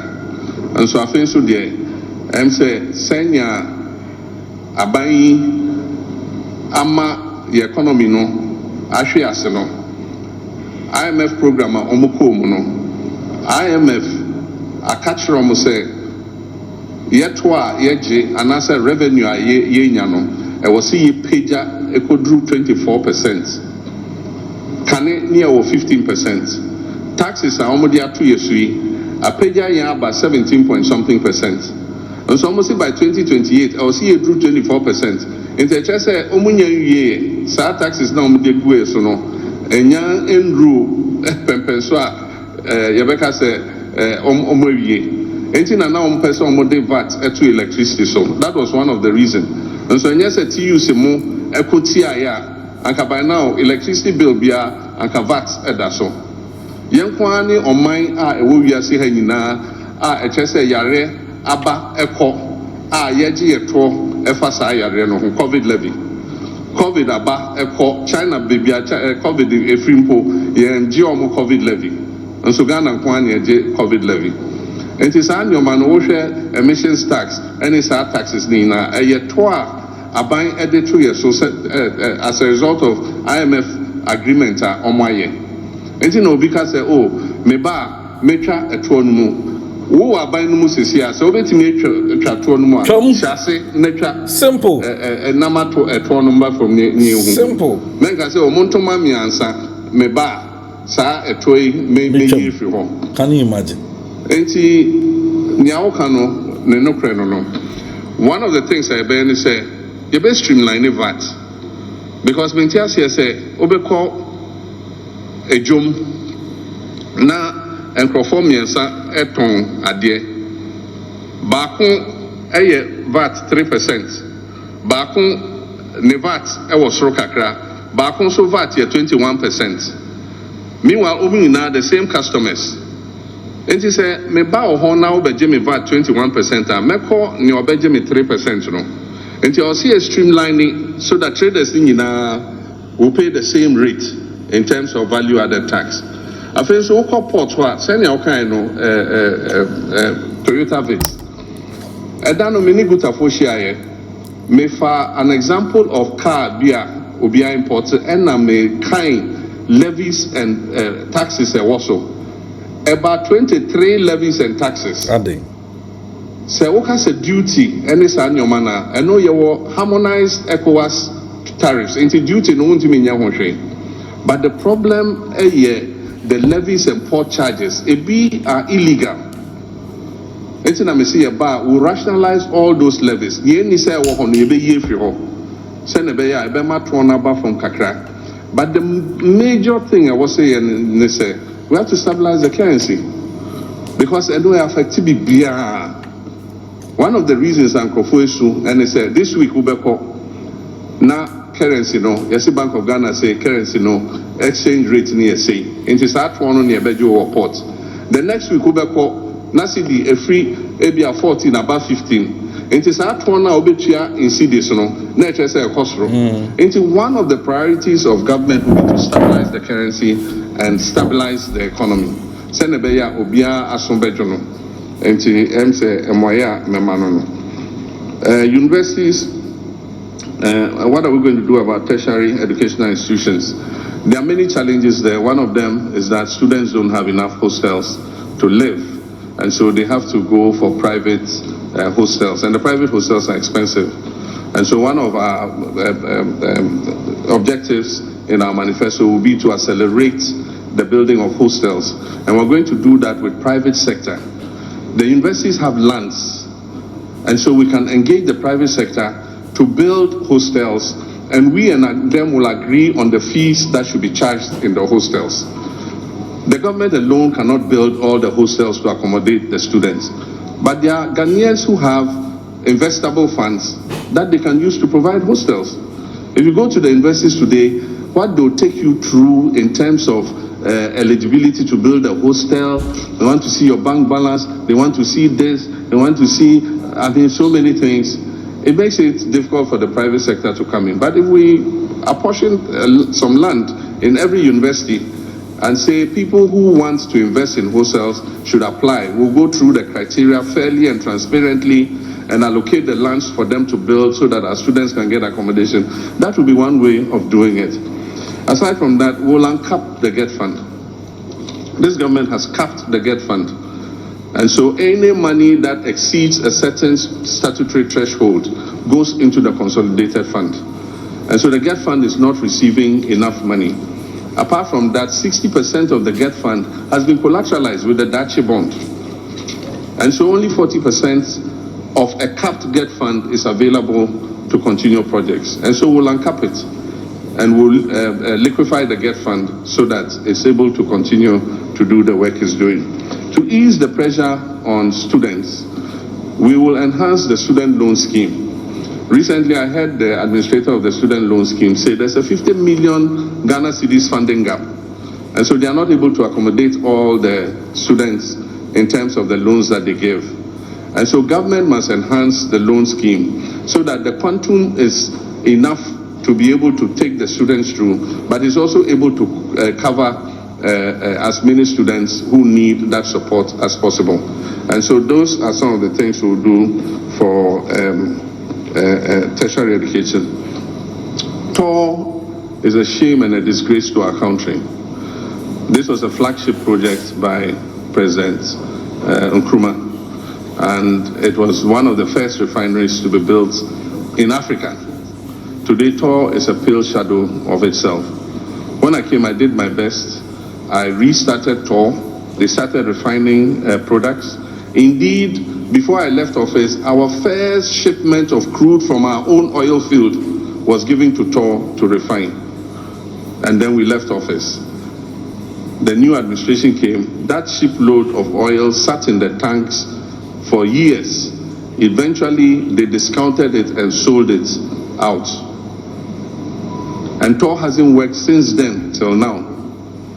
All TOR is surviving on is the revenue it gets from the single buoy mooring facility that offloads petroleum products and their storage tanks. That's all.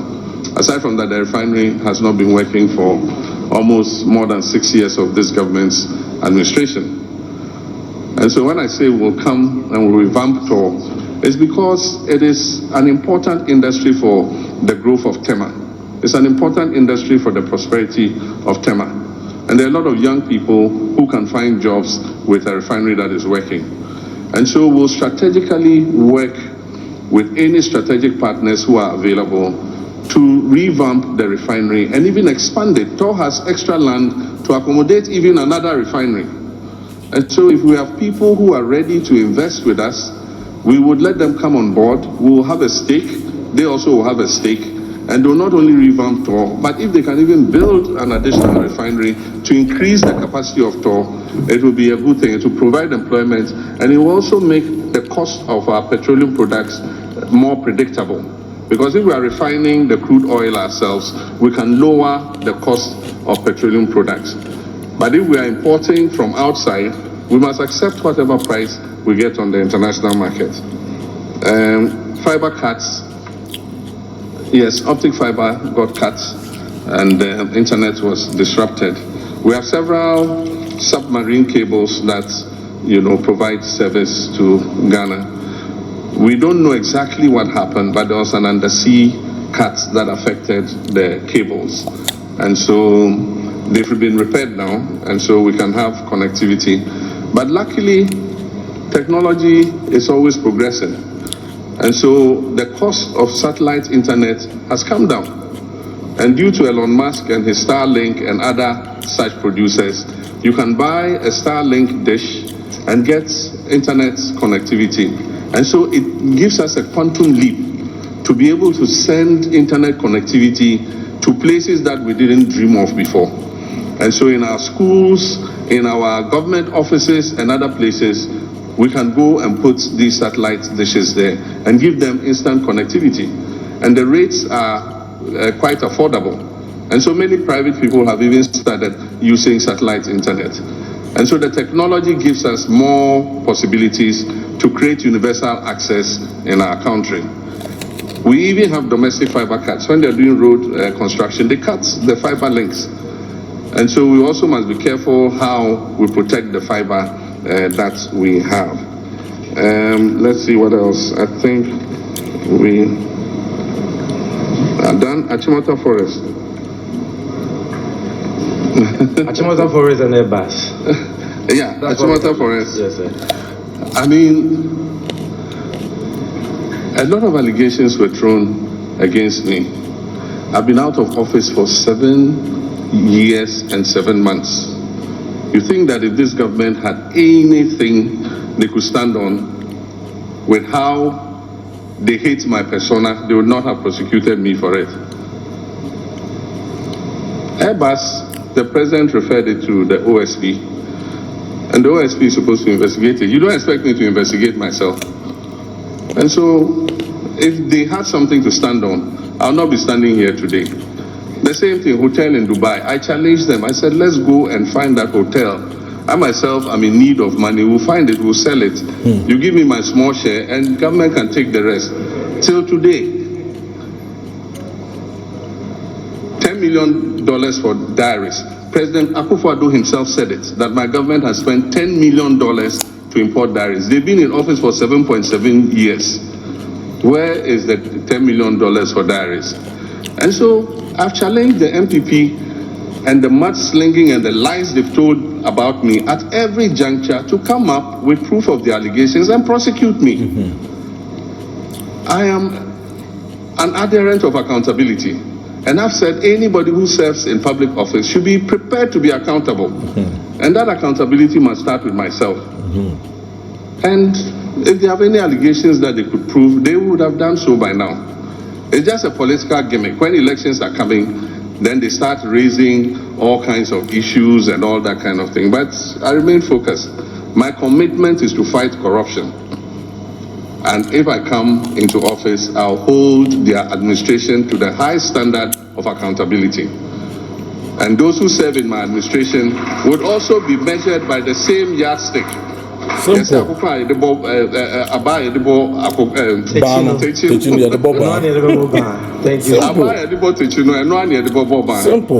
And then Achimota Forest and looting of state lands and others. I've said that no person who accepts to serve in my administration will be allowed to buy any state assets.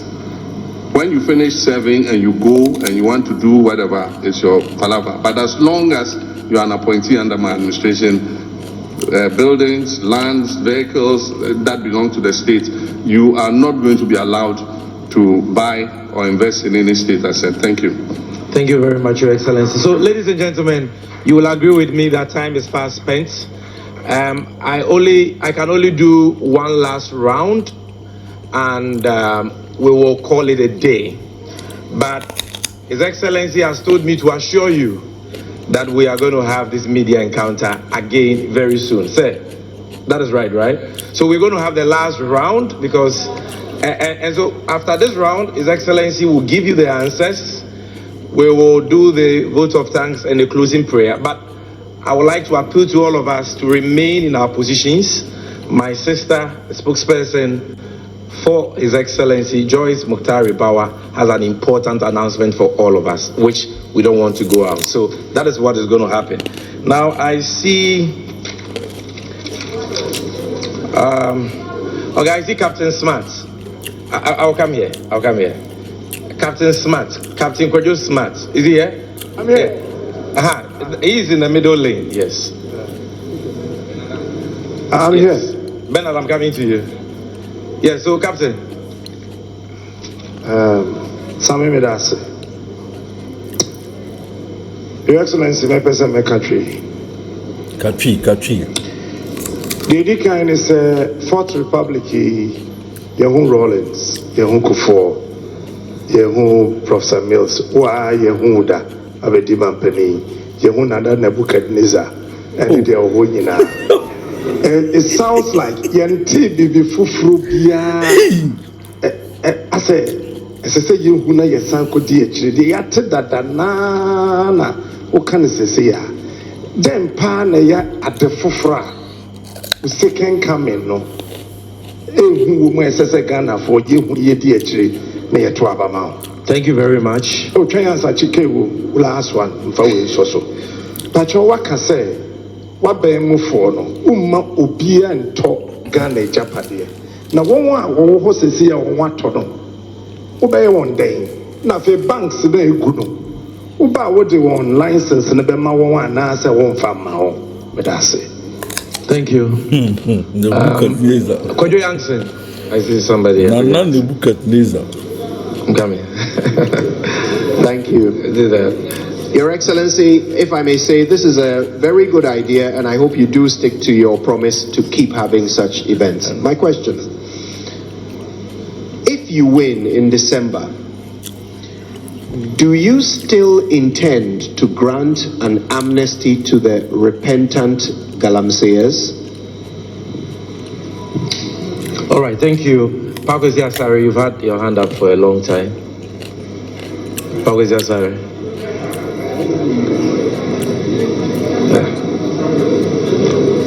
All right, thank you very much. My name is Pakwesi Asare. I work with Media General. So recently the IEA was calling for a law that will prolong the term of the governor of the Bank of Ghana to exceed that of the tenure of the president. I know that's the status quo. I think the governor has 4-year term, which is conterminous with that of the president. If you have the chance to renew the contract of the Bank of Ghana governor, would you do that? And you had severally called for a cabinet reshuffle. You had asked the president, Nana Dankwa Akufo-Addo, to reshuffle his finance minister. He did that, and you never applauded him. Why? Thank you very much. Ben Alavile.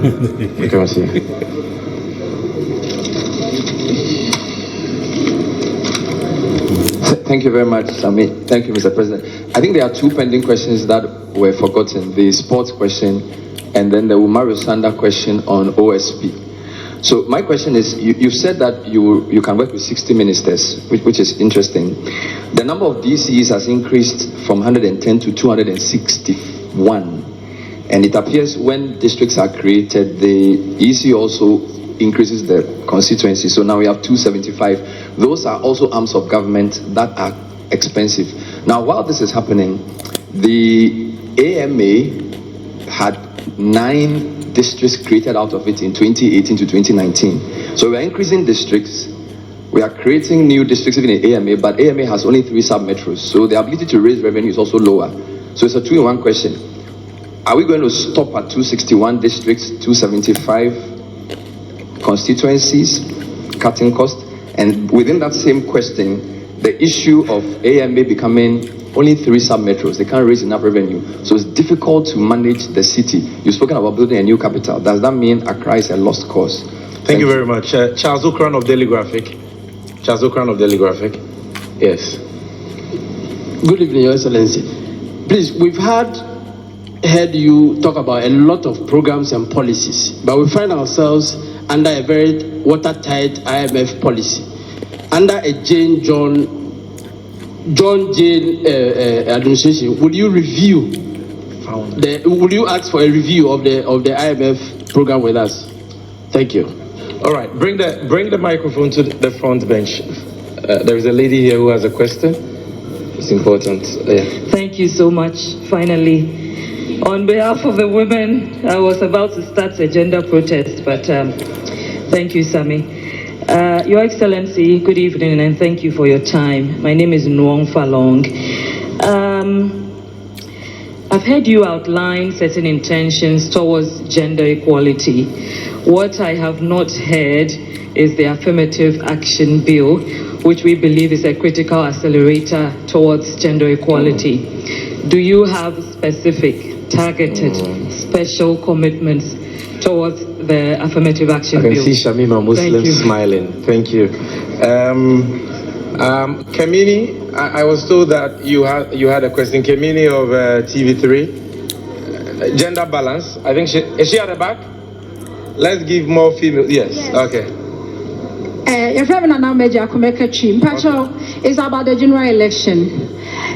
2016, Your Excellency, midnight after 7 December, Madam Charlotte said, announced almost system no, hacking into their system.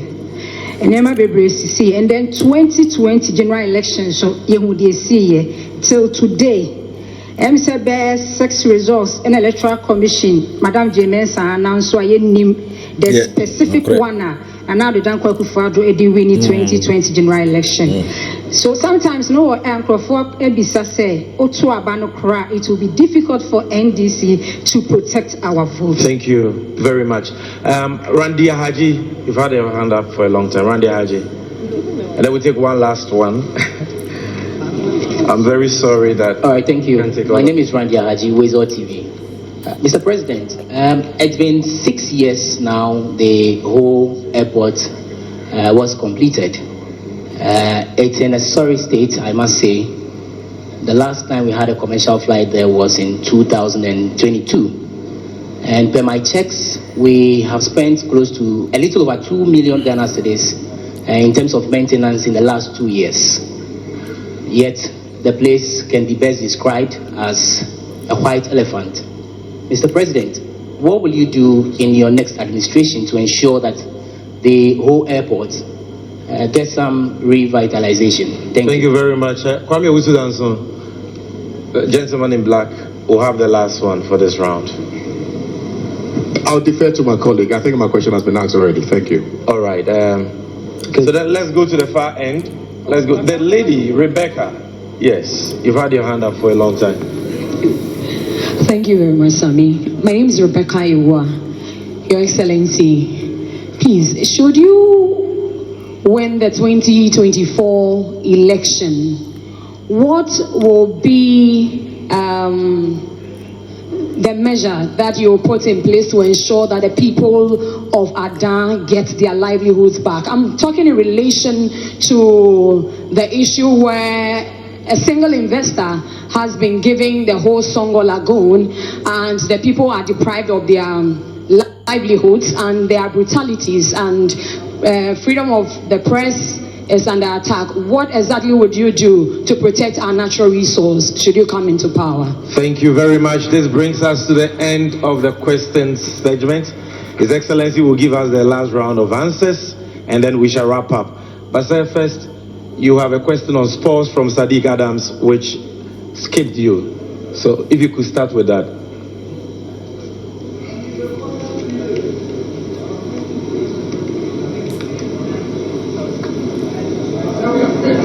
Men's good and the banners. I'm sorry I missed the question on sports. And one was whether we intend to provide a world-class sports stadium. It says that we don't have a world-class standard sports stadium. We've been to several countries. We've gone to watch matches. I've been to Wembley before, and it's a stadium of a different class from what we have here. And often countries are energized to build this stadium if you bid to host something. It creates the opportunity because you know that you will get returns on the investment when the tournament comes to your country. And so I remember when we bid for the African Cup of Nations, some rehabilitation of stadia took place, but we didn't see any news, a world-class stadium built. In the current crisis in which we are, I would not stand there and promise that we will build a new stadium, but I've said that under the big push, we intend to spend a certain amount of money over 5 years on providing a good infrastructure to include roads, bridges, agro-industrial parks, and so on and so forth. That could include sports facilities, and if we make allocation, then we probably would look at providing such a stadium. And so that's what I can say. Sports, if you go to many countries, sports plays a very good part in the 24-hour economy. And so you find games being played at night under floodlights and so on and so forth. Unfortunately, here in many places, we have to close the match before the sun goes down. Otherwise, there's not enough light to continue the match because we can't even keep the floodlights on. And so I do think that as part of the 24-hour economy, sports can play a very good part, and we'll invest in sports facilities and help the people engaged, the private sector engaged in sports facilities to be able to provide, service at night so that our people can enjoy that service. During the working day, people go to work and things. In the evening, they want to go witness a football match or go witness an athletics meet. And we don't have exactly the facilities to sustain that. And so it's something that we will think about. Minyano bisa say, "Ede importi ena eye bibi fofora. Yebetimi ede ensa atoso say we ya dia ebetimi asesa nyoma ama ye shebre Ghana for shebre asesa." Na em say nyoma bebre amaka no. Makacho said the central plank of your economic policy initially is to stabilize the economy, and only the priority, because maybe tokromo ayakoshe no e was say yetimi eye na yetimi apie free tokrono ansa na waka bibia ka ho and America said 24-hour economy no eno ebebie economy no send e be ya enkwada no benye adwuma ye mabunu no benye adwuma ye, because national security aka say the major threat to your stability in Ghana is your youth unemployment. Abraham Niwabemu, now unemployment rate is a little over 8%, and then unemployment could do 14.7%. And we share Ghana Statistical Standards, Ghana Statistical Service, or more reports now. HSS things will deteriorate further, because World Bank say 800,000 people have fallen below the poverty line just because of economic crisis a year from we. Another Ghana Statistical Service report say 8 million of our people ended that back because they couldn't afford to eat. 8 million people did not eat for one day because they couldn't afford food. The major emergency I was say food inflation ever from. And the only way we can do is say yan kasa eduane a yedi no e was say yan kasa yedua wo ha na yetwa na enkrofo timi nya food at affordable cost. Enti saa nyoma ni na e ya de a metimi aka say ye be ya e be ma nyoma asesa amayen. Na osan bisa say ba nyoma enkrofo afa anase omawia chese eye oman no japade omokwa afa no ye be ndен se makan wo bebi bebre na nu ya mekola na lafo no omusu because omasasi bebre abanje ye se ede ye bibi ene maye mwadwen se momfa nye biom na emra ne kire se wo se wonfa nye wonfa asase ne nye ade a woji ye ninti umfa nye bioma e wo se uma asase no esan kɔ nia ɔde asase no ma o ene ye ka say la wireless me ka say President Kufuor FAB 40% EDC African Union Village, because now ye be ye African Union Summit or ha enti na ka 60% of la wireless land ene ko hokɔhwɛ ya che asase nafa without consultation with the stakeholders. Make I say Abra Professor Mills by International Students Hostel near Chile in Alpha. Professor Mills by or just assassin back and then a honor foreign ministry. AC assassin also na foreign ministry. Ain't he say wafa abaya japadie e wo kwan so a emrano empenia yebesa are repossessing on behalf of the people of Ghana. Simple. Ain't he no a commitment I just say. Simple. Yeah, actually. Simple. Will I still give amnesty to people convicted for Galamsey? And my answer is yes. Because those who are in prison for Galamsey are not the actual perpetrators of Galamsey. The big kingpins are not in prison. Those who are in prison are the small boys that they employ to work on their Galamsey concessions. And so they are victims of circumstances. And so if we're coming with a new fight against Galamsey, let's start by giving them let's bring them out, reform them, and do the things that will make them not go and do what they've done again. If somebody must be in prison, it's those district chief executives and ministers and others who are doing the Galamsey, not the people they are employing. Thank you. Thank you. The term of Bank of Ghana governor used to overlap the political season. It's a 4-year contract, but it depends on when the governor is appointed. And so if you remember, the last governor who was the governor in my time was Governor Isaku Nashiru. When I left office, Nashiru's term was still running. It was the same with Governor Akwa. His term overlapped government. It is only when Nashiru was forced to resign and a new governor was appointed that the term is becoming conterminous with the political season. But otherwise, really, it just says you have a 4-year contract. After 4 years, the contract is renewable.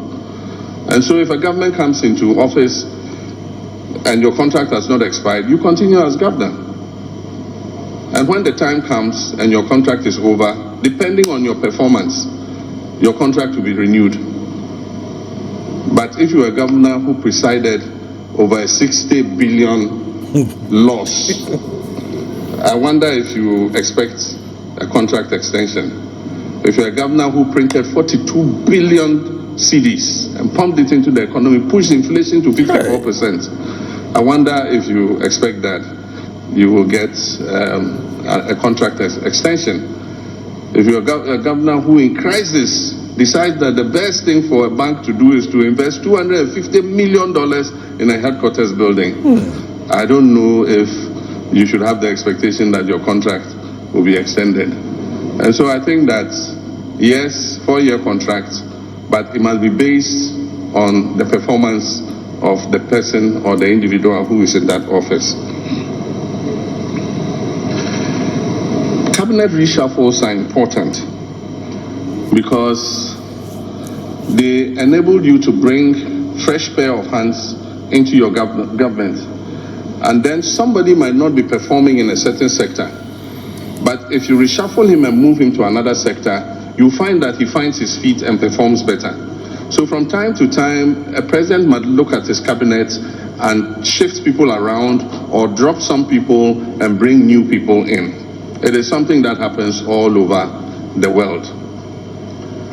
We were advocating for the reshuffling of the finance minister because from as far back as 2019, we could predict what was going to happen. A finance minister comes into office and all he knows is to borrow on the international capital markets. And not only because that's all he knows, but also he benefits from the borrowing. Conflict of interest. His company, Data Bank, anytime government borrowed, received commissions on the borrowing. And so that was an incentive to borrow. So is it any surprise that in 6 years, this finance minister borrowed $13.5 billion from the Eurobond market? With all the projects and infrastructure I invested in my time in office, the total amount I borrowed from the Eurobond market in the 4 years was $3.5 billion. In 6 years, this minister had borrowed $13.5 billion. And that is what has put us in the situation in which we are. And if even that money had been put into productive use and infrastructure, we will not be sitting here and lamenting about this country. But most of that money went into consumption and into dubious projects that have brought no return to this country. And so if the president had reshuffled him earlier, we will not be in this mess that we are. MPP has very capable people. The only reason the president kept him in that office and refused to shuffle him is because he was his cousin. So you ask me, why haven't I congratulated the president for reshuffling the minister? The distraction has been done. In English, they say it's bolting the stable after the horses have escaped. When the man has finished kaputting the economy, you then remove him, and then you say, I should clap for you. I won't clap. I won't applaud him. He should have done that much earlier. Oforiatta should have been out of that office in 2019, not at the time that he made him leave. And so I think that's my comment on that. Increasing districts. That is part of the expenditure government has to bear. Bernard, unfortunately, it is provided for in the Constitution, and unfortunately, it has been misused by governments. A lot of the time, the motivation for splitting districts is to create additional constituencies. And so you find that districts have been split and become unviable because they are too small and do not have economic opportunity to be able to be viable as a district. There are many districts today whose only source of income is District Assembly's Common Fund. And so unfortunately, that is what has happened. I remember when I was a deputy minister, the districts were under 100, about 90 districts or 70 districts or something like that. Today we have 261. And there's no scientific basis for the division except gerrymandering. Because there are districts that are bigger that should have been divided, that are not divided. But districts that are smaller that should have been left as they are, have been split and created into smaller districts. Because then the party that wins in that district can have two constituencies instead of one. So that is the case. Several districts that existed, constituencies that existed have been converted into districts. So in looking at the review of the Constitution, we must set some more stringent guidelines for the creation of districts. You know that now every traditional area wants a district. And so we're getting to the stage where every paramount chief wants his traditional area to be a district. Because I go around and traditional paramount chiefs are requesting districts for their traditional areas. That's not what it was meant to be. But if you look in the Constitution, the creation of regions is specified, and you must go through a process that requires consensus building. Unfortunately, it's not the same with districts. With regions, you must have a commission of inquiry, and the commission of inquiry must recommend, and when it has recommended, it must go for a referendum. 40% of the people in that region must vote, and 75% of them must say yes. And so if we do the constitutional review, we probably must look at making more stringent the creation of more districts. Because if we say it's just based on population and land size, where are we going to stop? Ghana today is 33 million people. It is predicted that by 2050 or 2030 something, will be 50 million people. And so if you say population is the driver, then by the time we are 50 million people, we will have 600 districts. And so that is a major issue, and I agree with you that we should look at that. But I think that there are more opportunities for improving funding to districts. And one of the things that has been forgotten is the issue of property rates. If we collect property rates properly, we can raise money to improve social services in the districts. And so even though AMA has been split up into other districts, I mean, just look at the houses in Accra. Just look at the properties in Accra. Bernard, do you think that if these properties rates are collected properly, the districts will not have enough money to do the drains and do the roads and do everything? So one of the things we're going to do is to support the districts and enhance their capacity to collect their property rates. Because District Assembly's Common Fund was introduced, property rates are not collected the way they should. My father died and left his house. One day I got a frantic call. Brad John, come. They've come to paste a notice that they're going to sell the house. So I go there and I look at the notice. It says, what do they call it? Distress something, and that if we haven't paid, and so we're supposed to be taken to court, you know. Meanwhile, I said, but where is the property rate bill? We hadn't received property rate bill for almost 5 years. And so they had put the address there of the place where we should go. So I went there and I said, oh, you want to sell my father's house?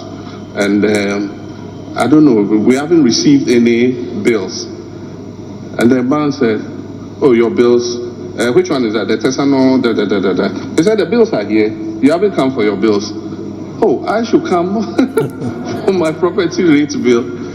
He says, your bills are here. Look, you haven't paid. Of course, I don't want them to sell my father's house. So I collected the bills and I wrote a check for them.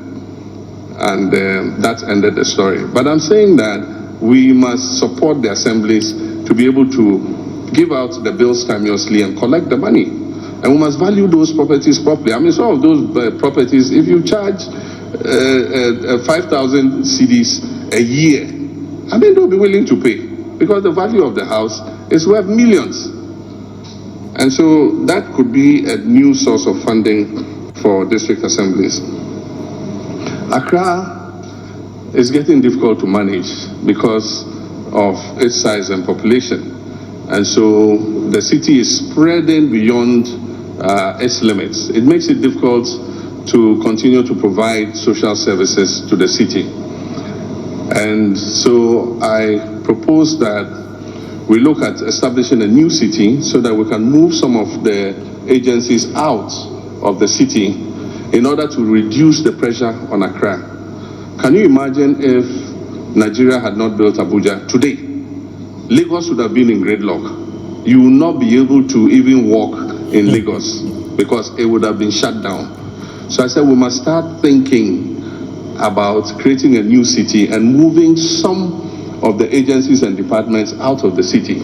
But of course, we must connect the two cities with good transportation networks so that people can go back and forth. Visionary. And aside from that, it gives us an opportunity to plan that city better and ease the gridlock in Accra. It is not an immediate project. I said I envisage that it will take about 20 years to complete, but we must start somewhere. And that's why I said we'll start the feasibility and planning in the 4 years that I'm president. Other people will come and begin to implement. And we have the opportunity because the Volta Lake and the river are there. There will be access to clean water. We can make it a smart city where the services are provided. There will be no kiosks and containers littered all over the place. We will provide markets so that if you want to go to the market, there's a properly organized market and everything. There are supermarkets, there are schools, there are parks for recreation and all that. We can even make it a tourist center. We can create amusement parks so that families can go there and have amusement. We can have a water park. We have no water park in this country where you can go with your family and have a nice time. And so I've envisaged that if we start towards it, we might not live to see the end of it for some of us, but our children and our children's children will benefit from the establishment of a new city like that. Will you review the IMF policy? We will not cancel the IMF policy. It is a policy that our government has signed on to, and they signed on behalf of government of Ghana. Indeed, when the crisis was reaching epic proportions, we actually asked them to go to the IMF for support because this economy was going to crash, and it would have crashed with severe consequences. And you remember, we will not go to the IMF. We will not go to the IMF today, tomorrow, or as long as we remain in power. We will not go to the IMF. We will not go to the IMF. Eventually, we told them that if you don't go to the IMF walking, you will go in an ambulance. And they ended up there in an ambulance. And so the conditionalities are more stringent than if we had gone earlier. And so, yes, we've landed in the IMF. We will work with the IMF. There are opportunities in the agreement for tweaking the agreement in some ways, not cancelling it. And so, as a new government that comes, we immediately have to say to the IMF, look at the conditionalities that we're giving and see how we can tweak them to suit our present circumstances. Things are clearer now, because at the time they signed the IMF agreement, the debt restructuring had not been concluded. Today, it has been concluded, even with the international bondholders. And so we have a more predictable trajectory about how our loans are going to have to be repaid. Even this year, we're supposed to pay $400 and something million of the debt. I don't know where government is going to get that money. We probably will use some of the money the IMF themselves are giving us to pay for it. And that will create problems for the city, because we don't have the kind of injection of foreign currency that we should have. I'm committed to the affirmative action bill. The last time I met with the Speaker, I urged him to make sure that he passes it in his term as Speaker, and that the women of Ghana will be very grateful to him if he's able to pass the affirmative action bill before the life of this Parliament ends. Historically, it's one of the bills that has lasted the longest under consideration, and I think that the time has come for us to have an affirmative action bill. That one and the amendment to the Citizens Bill to allow our dual citizens to participate even in a greater way in the administration of this country. And so that bill too should be passed. The dual citizens should be amended to allow dual citizens to be able to participate. Those two bills are pending before Parliament, and I urge the Speaker to make sure that he passes them before the life of this Parliament ends. General elections, yes, I remember under Charlotte was saying, she announced that their website had been hacked, and so they should continue compiling the ballots with the manual system. And that's why we have a manual system and we have an electronic system. The electronic system makes tallying faster, but it does, even though it goes ahead and makes it faster, the manual system must also conclude before the elections are declared, because eventually the pink sheets are the name of the game. And so in 2016 and 2020, I wouldn't blame the Electoral Commission completely, because the electoral process affords us certain instruments and levers to be able to police the poll. And I must say that, unfortunately, our preparation in terms of using the processes the electoral process affords us to police the poll were not effectively used. I can tell you we've learned the lessons from that time. And this time, it is going to be close marking. We're going to put the right people at the polling stations. And for those of you who are NDC supporters, we're asking for volunteers. We want to know which polling station you are voting in. We'll train you. And on that day, you will sit there for us. So those of you media people who are NDC supporters, I beg you, give us your names. In the morning, you won't go and vote and go away. You vote and sit at your polling station. We would have trained you, and you'll be our agent there to make sure that the right thing is done. We're going to man the collation centers. We have trained our people who are going to man the collation centers. They will be there. In some cases, in 2020, agents in the collation center went and they said, oh, the returning officers have not come yet.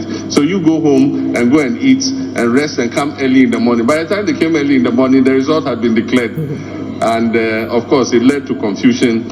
And you remember that some people were killed by that incident. And so we are going to take advantage of the levers that the electoral process offers us to be able to police the poll. So I can assure every Ghanaian voter who votes for the NDC that your vote will be protected. I can assure you of that. Ho Airport is currently not functional, but it still gives us the opportunity for medical evacuations and emergency flights. And so several times I've seen the Air Force, land there for one reason or the other. Unfortunately, Passion Air started flights into Ho, but the demand was sluggish, and I'm told that on one flight they had only a single passenger. And so it was not sustainable at the time. But I don't think we should give up. I think that commercial flights will resume to Ho, if people see that time is precious, and instead of driving that length of time, 3 hours to Volta region, you probably are better off just flying 20 minutes and arriving on time. And so I do think some things can be done. But I also know that a group is intending to set up a pilot training school at the Ho airport of international standard and bring student pilots from all over Africa and Ghanaian students to train as pilots. That would be a useful use of the airport. There are many ancillary activities that we can do, like aircraft maintenance. We can put aircraft hangars there so that aircrafts that need maintenance can come there and maintain. And so it will still be a useful facility, and we will encourage the private sector to make use of it. After all, we built the facility, and so we just have to encourage and entice the private sector to take advantage of it. And the final question was on Adasongo Lagoon. I don't know the processes that were used for the award of that concession, but I think that is something worth looking at. I know that there was resistance from the people, and a journalist in the local media station was brutalized and harassed, and I hear he eventually died. And so it's something that we should look at. What processes were used? What is the effect of on the livelihoods of the people? Because that has been a very controversial issue.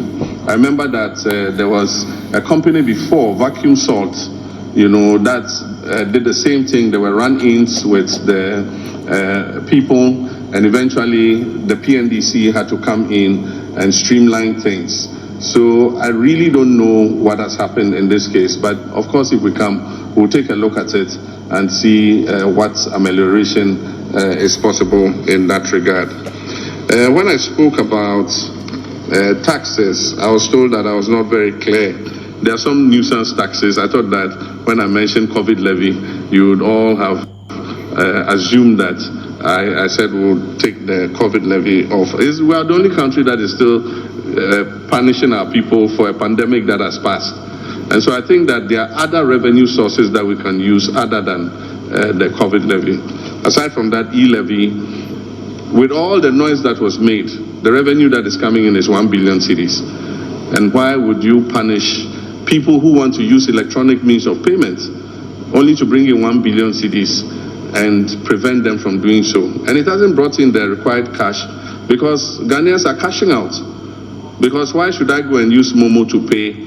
I pay a 1% transaction fee, then I pay another 1.5% COVID levy. So I pay 2.5%. But my colleague who uses cash to pay does not pay any tax.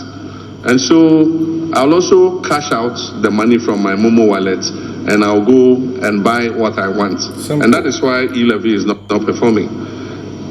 And so if we want people to use more cashless transactions, and I think that we must build a target for ending collection of cash. You know, all government payments must be cashless, using electronic forms of payment. And if we're able to do that and take the punitive taxes off, I think more people would use it. And so I've said already that we'll abolish e-levy. So that's something that we intend to do. And so the nuisance taxes, we will take them off. And apart from that, like I said, we'll streamline the taxes and we'll make sure that we're able to spread the tax net. We've always talked about it, but this is the time for us to take action.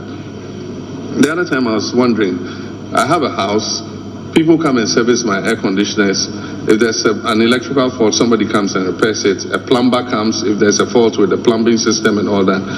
And it's a cash economy. I pay them with cash. And I wonder, who takes tax from all these people, all these workmen, all these artisans? At least they must pay a small percentage of that so that they also are bearing the burden of the tax net. And so if we can find instruments to be able to reach those people, probably pass legislation that makes it compulsory that if somebody like that comes to work, he must be registered as a qualified plumber or as a qualified electrician. And to be registered, you must have an electronic payment handle, either a POS or a mobile money system. You must have a means where if you pay him, a small percentage of it goes into the tax net. That will bring more people into the tax net. But these are ideas that we are still distilling, and the details of it will be in our manifesto when we launch in August. You will see the meat and the issues that are captured in that manifesto. I thank you very much. Hello, sir. Omaru's question on whether or not you scrap the Office of Special Prosecutor. And Kwekwe Uzeje says he didn't get your answer on what you will do for the customers of the collapsed banks and Men's Gold. I answered on Men's Gold, but the collapsed banks. I said that we'll restore the licenses of banks that were unjustifiably taken. You see, the significance of that whole thing is that those banks that were closed were the banks that held the investment of indigenous Ghanaians in the banking sector. Before, most banks were foreign banks until we encouraged Ghanaians to enter the finance and banking sector. And a lot of people like Dr. Undum, Dr. Kwabena Dufo, Heritage, and all those other banks that were closed put their monies in, got licenses, and UT Bank and all of them. And they ran successful operations.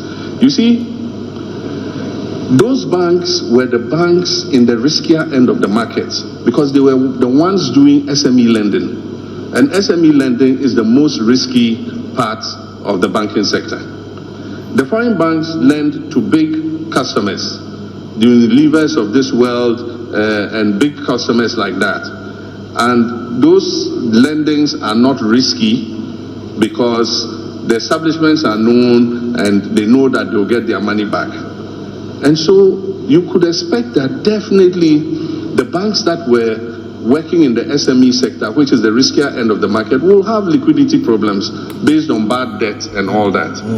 But the answer was not to clean them out, shut them down, throw more than 10,000 banking professionals onto the streets, and incur a debt of 25 billion Ghana cedis when you could have resolved the matter with less than 5 billion. Because the reason for which they were closed was that they should increase their reserve requirements to 400 million. And so if 10 banks were closed, 400 million is 4 billion. So why couldn't Bank of Ghana give liquidity support to those banks, put them under administration, and make sure that they pay down the equity every year until they are able to repay the liquidity support? It was done in the case of, I think, the Bank of Scotland also.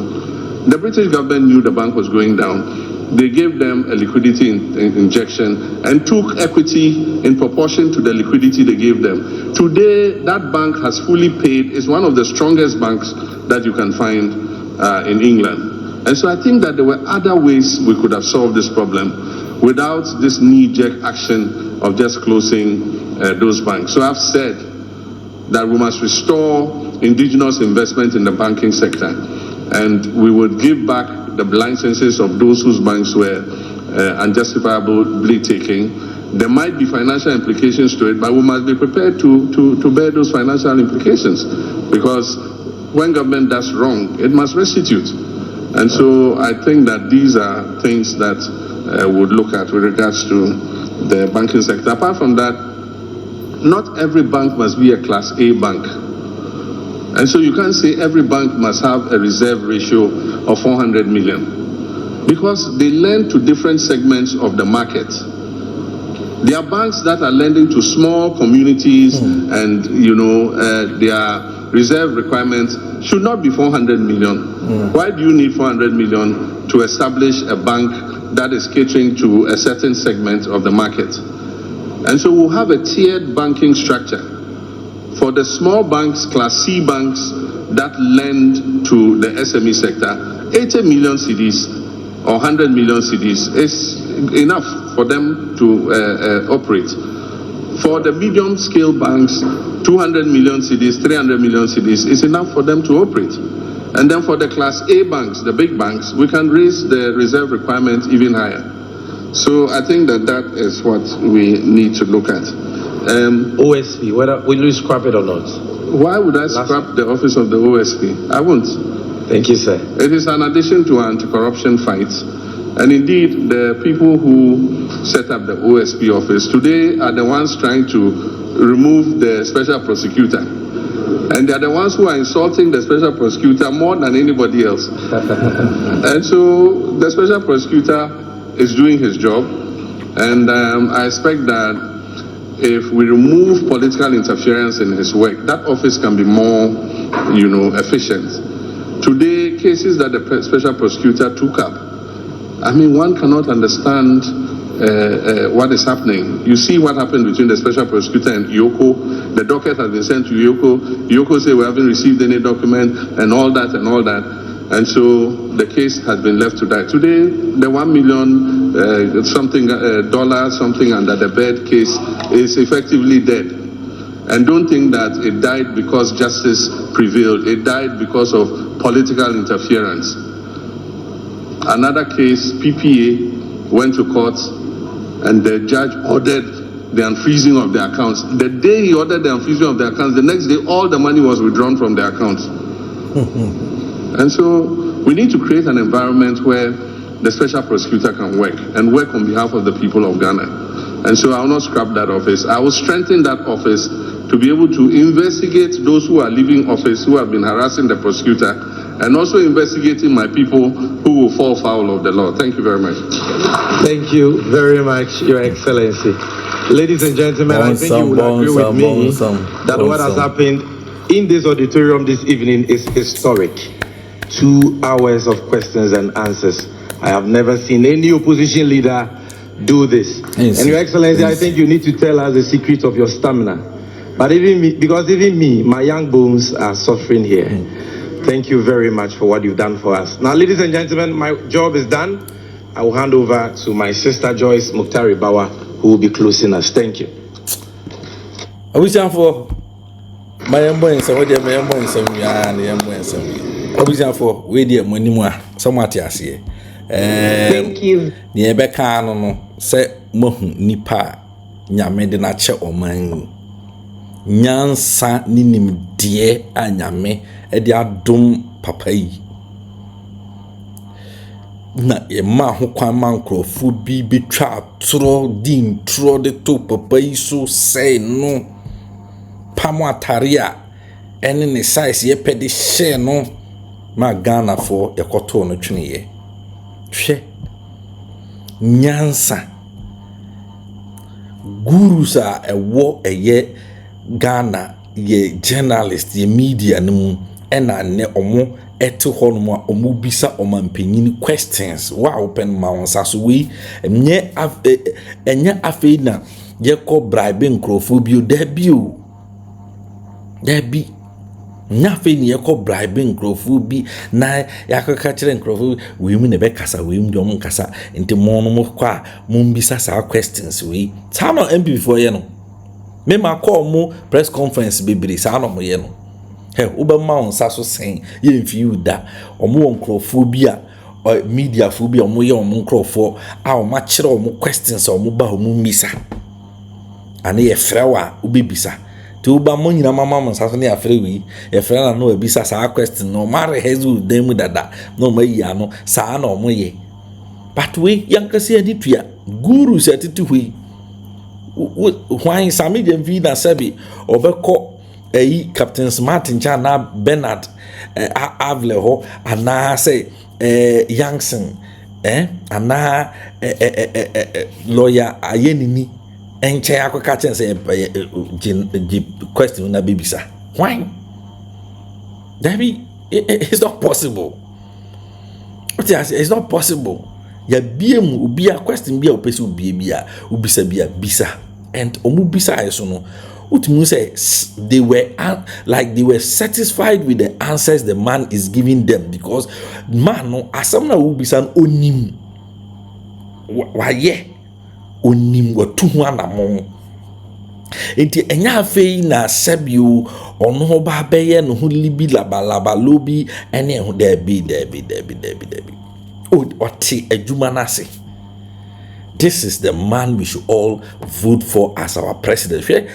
Kwanya Bernard Mofa so hwe no to say awye na wura dum ewura no mu say this man is Ghana ya ho bonne we Akufo-Addo ntimi nye ontimi Akufo-Addo man sa chance ontimi this and the ministers no betwa no hia ombisa ne onim no afre we no abe answer no afre we no abe answer no afre because he doesn't have any knowledge about what is happening in their sectors. He doesn't know or dump. He doesn't understand whatever is going on in their ministries. Ma Fred Baumia Bejina media for an say so on answer questions one-on-one. He can't. Somebody or team 50 to say pregnant fish. Can who team 50? Can 50 betino?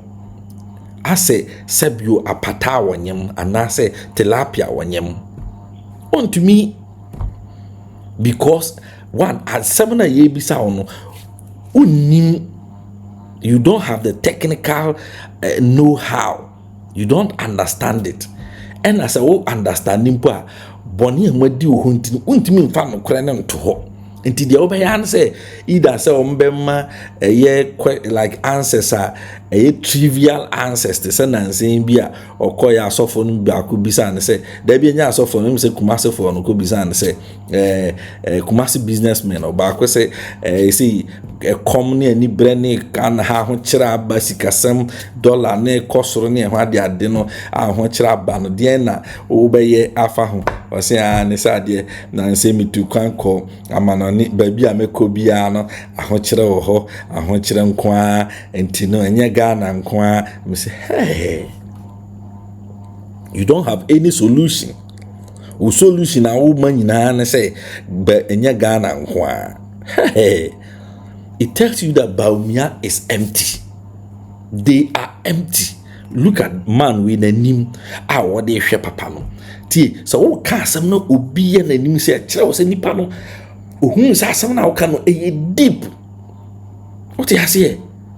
Ohun sa asem na wo ka no hwe nanim asem na wo ka no ohun say deep like hwe nanim. What you say? Ohun sa asem a papa ne ka no e deep. Enya grobi na Mahama edio nyame di nyansa eni nimdie na ache man no sepi was started from grassroots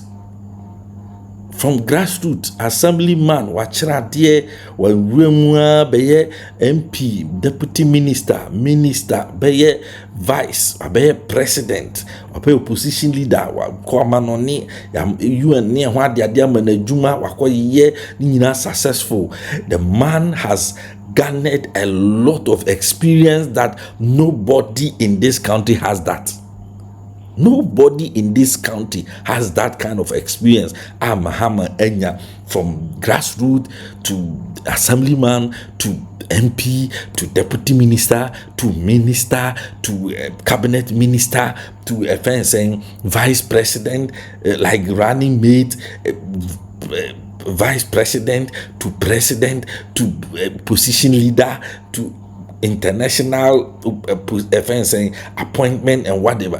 Who in this country has this kind of experience? Who in this country? I just a man we pay. Nyame de nache, nyame de papa we ache.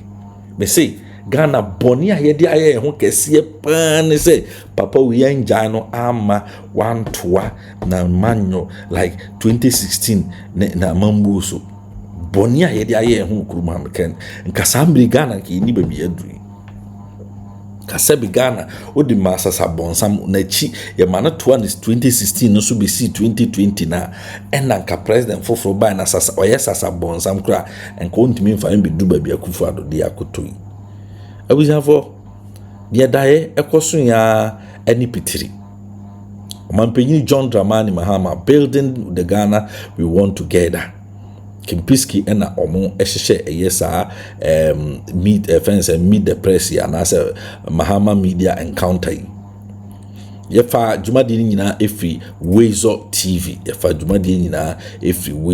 TV ane enti abusiafo aha ene edi dwumade ni nyinaa besi PENDREAM TV eso na woni ene wasoguso a wo hwe na wotie ye besere so bekoso subscribe to the channel no like it page no like ye video yi emaye o like we a na wa share video no so ama foforo so ensa atumi aka bi ahwe ahu president kwa yesi beto aba e dia man we dare the president, we dare the vice president Baumia also are available to the media for such questions. More Monkotana on Kotana Ubi Asempa FM anim more Kotana Kwasifa Kanim Debbie on availing to this media no mumbisa no questions near na ye intidio no so betimi aka kire Ghana man PENDREAM TV yesi edamu yopo.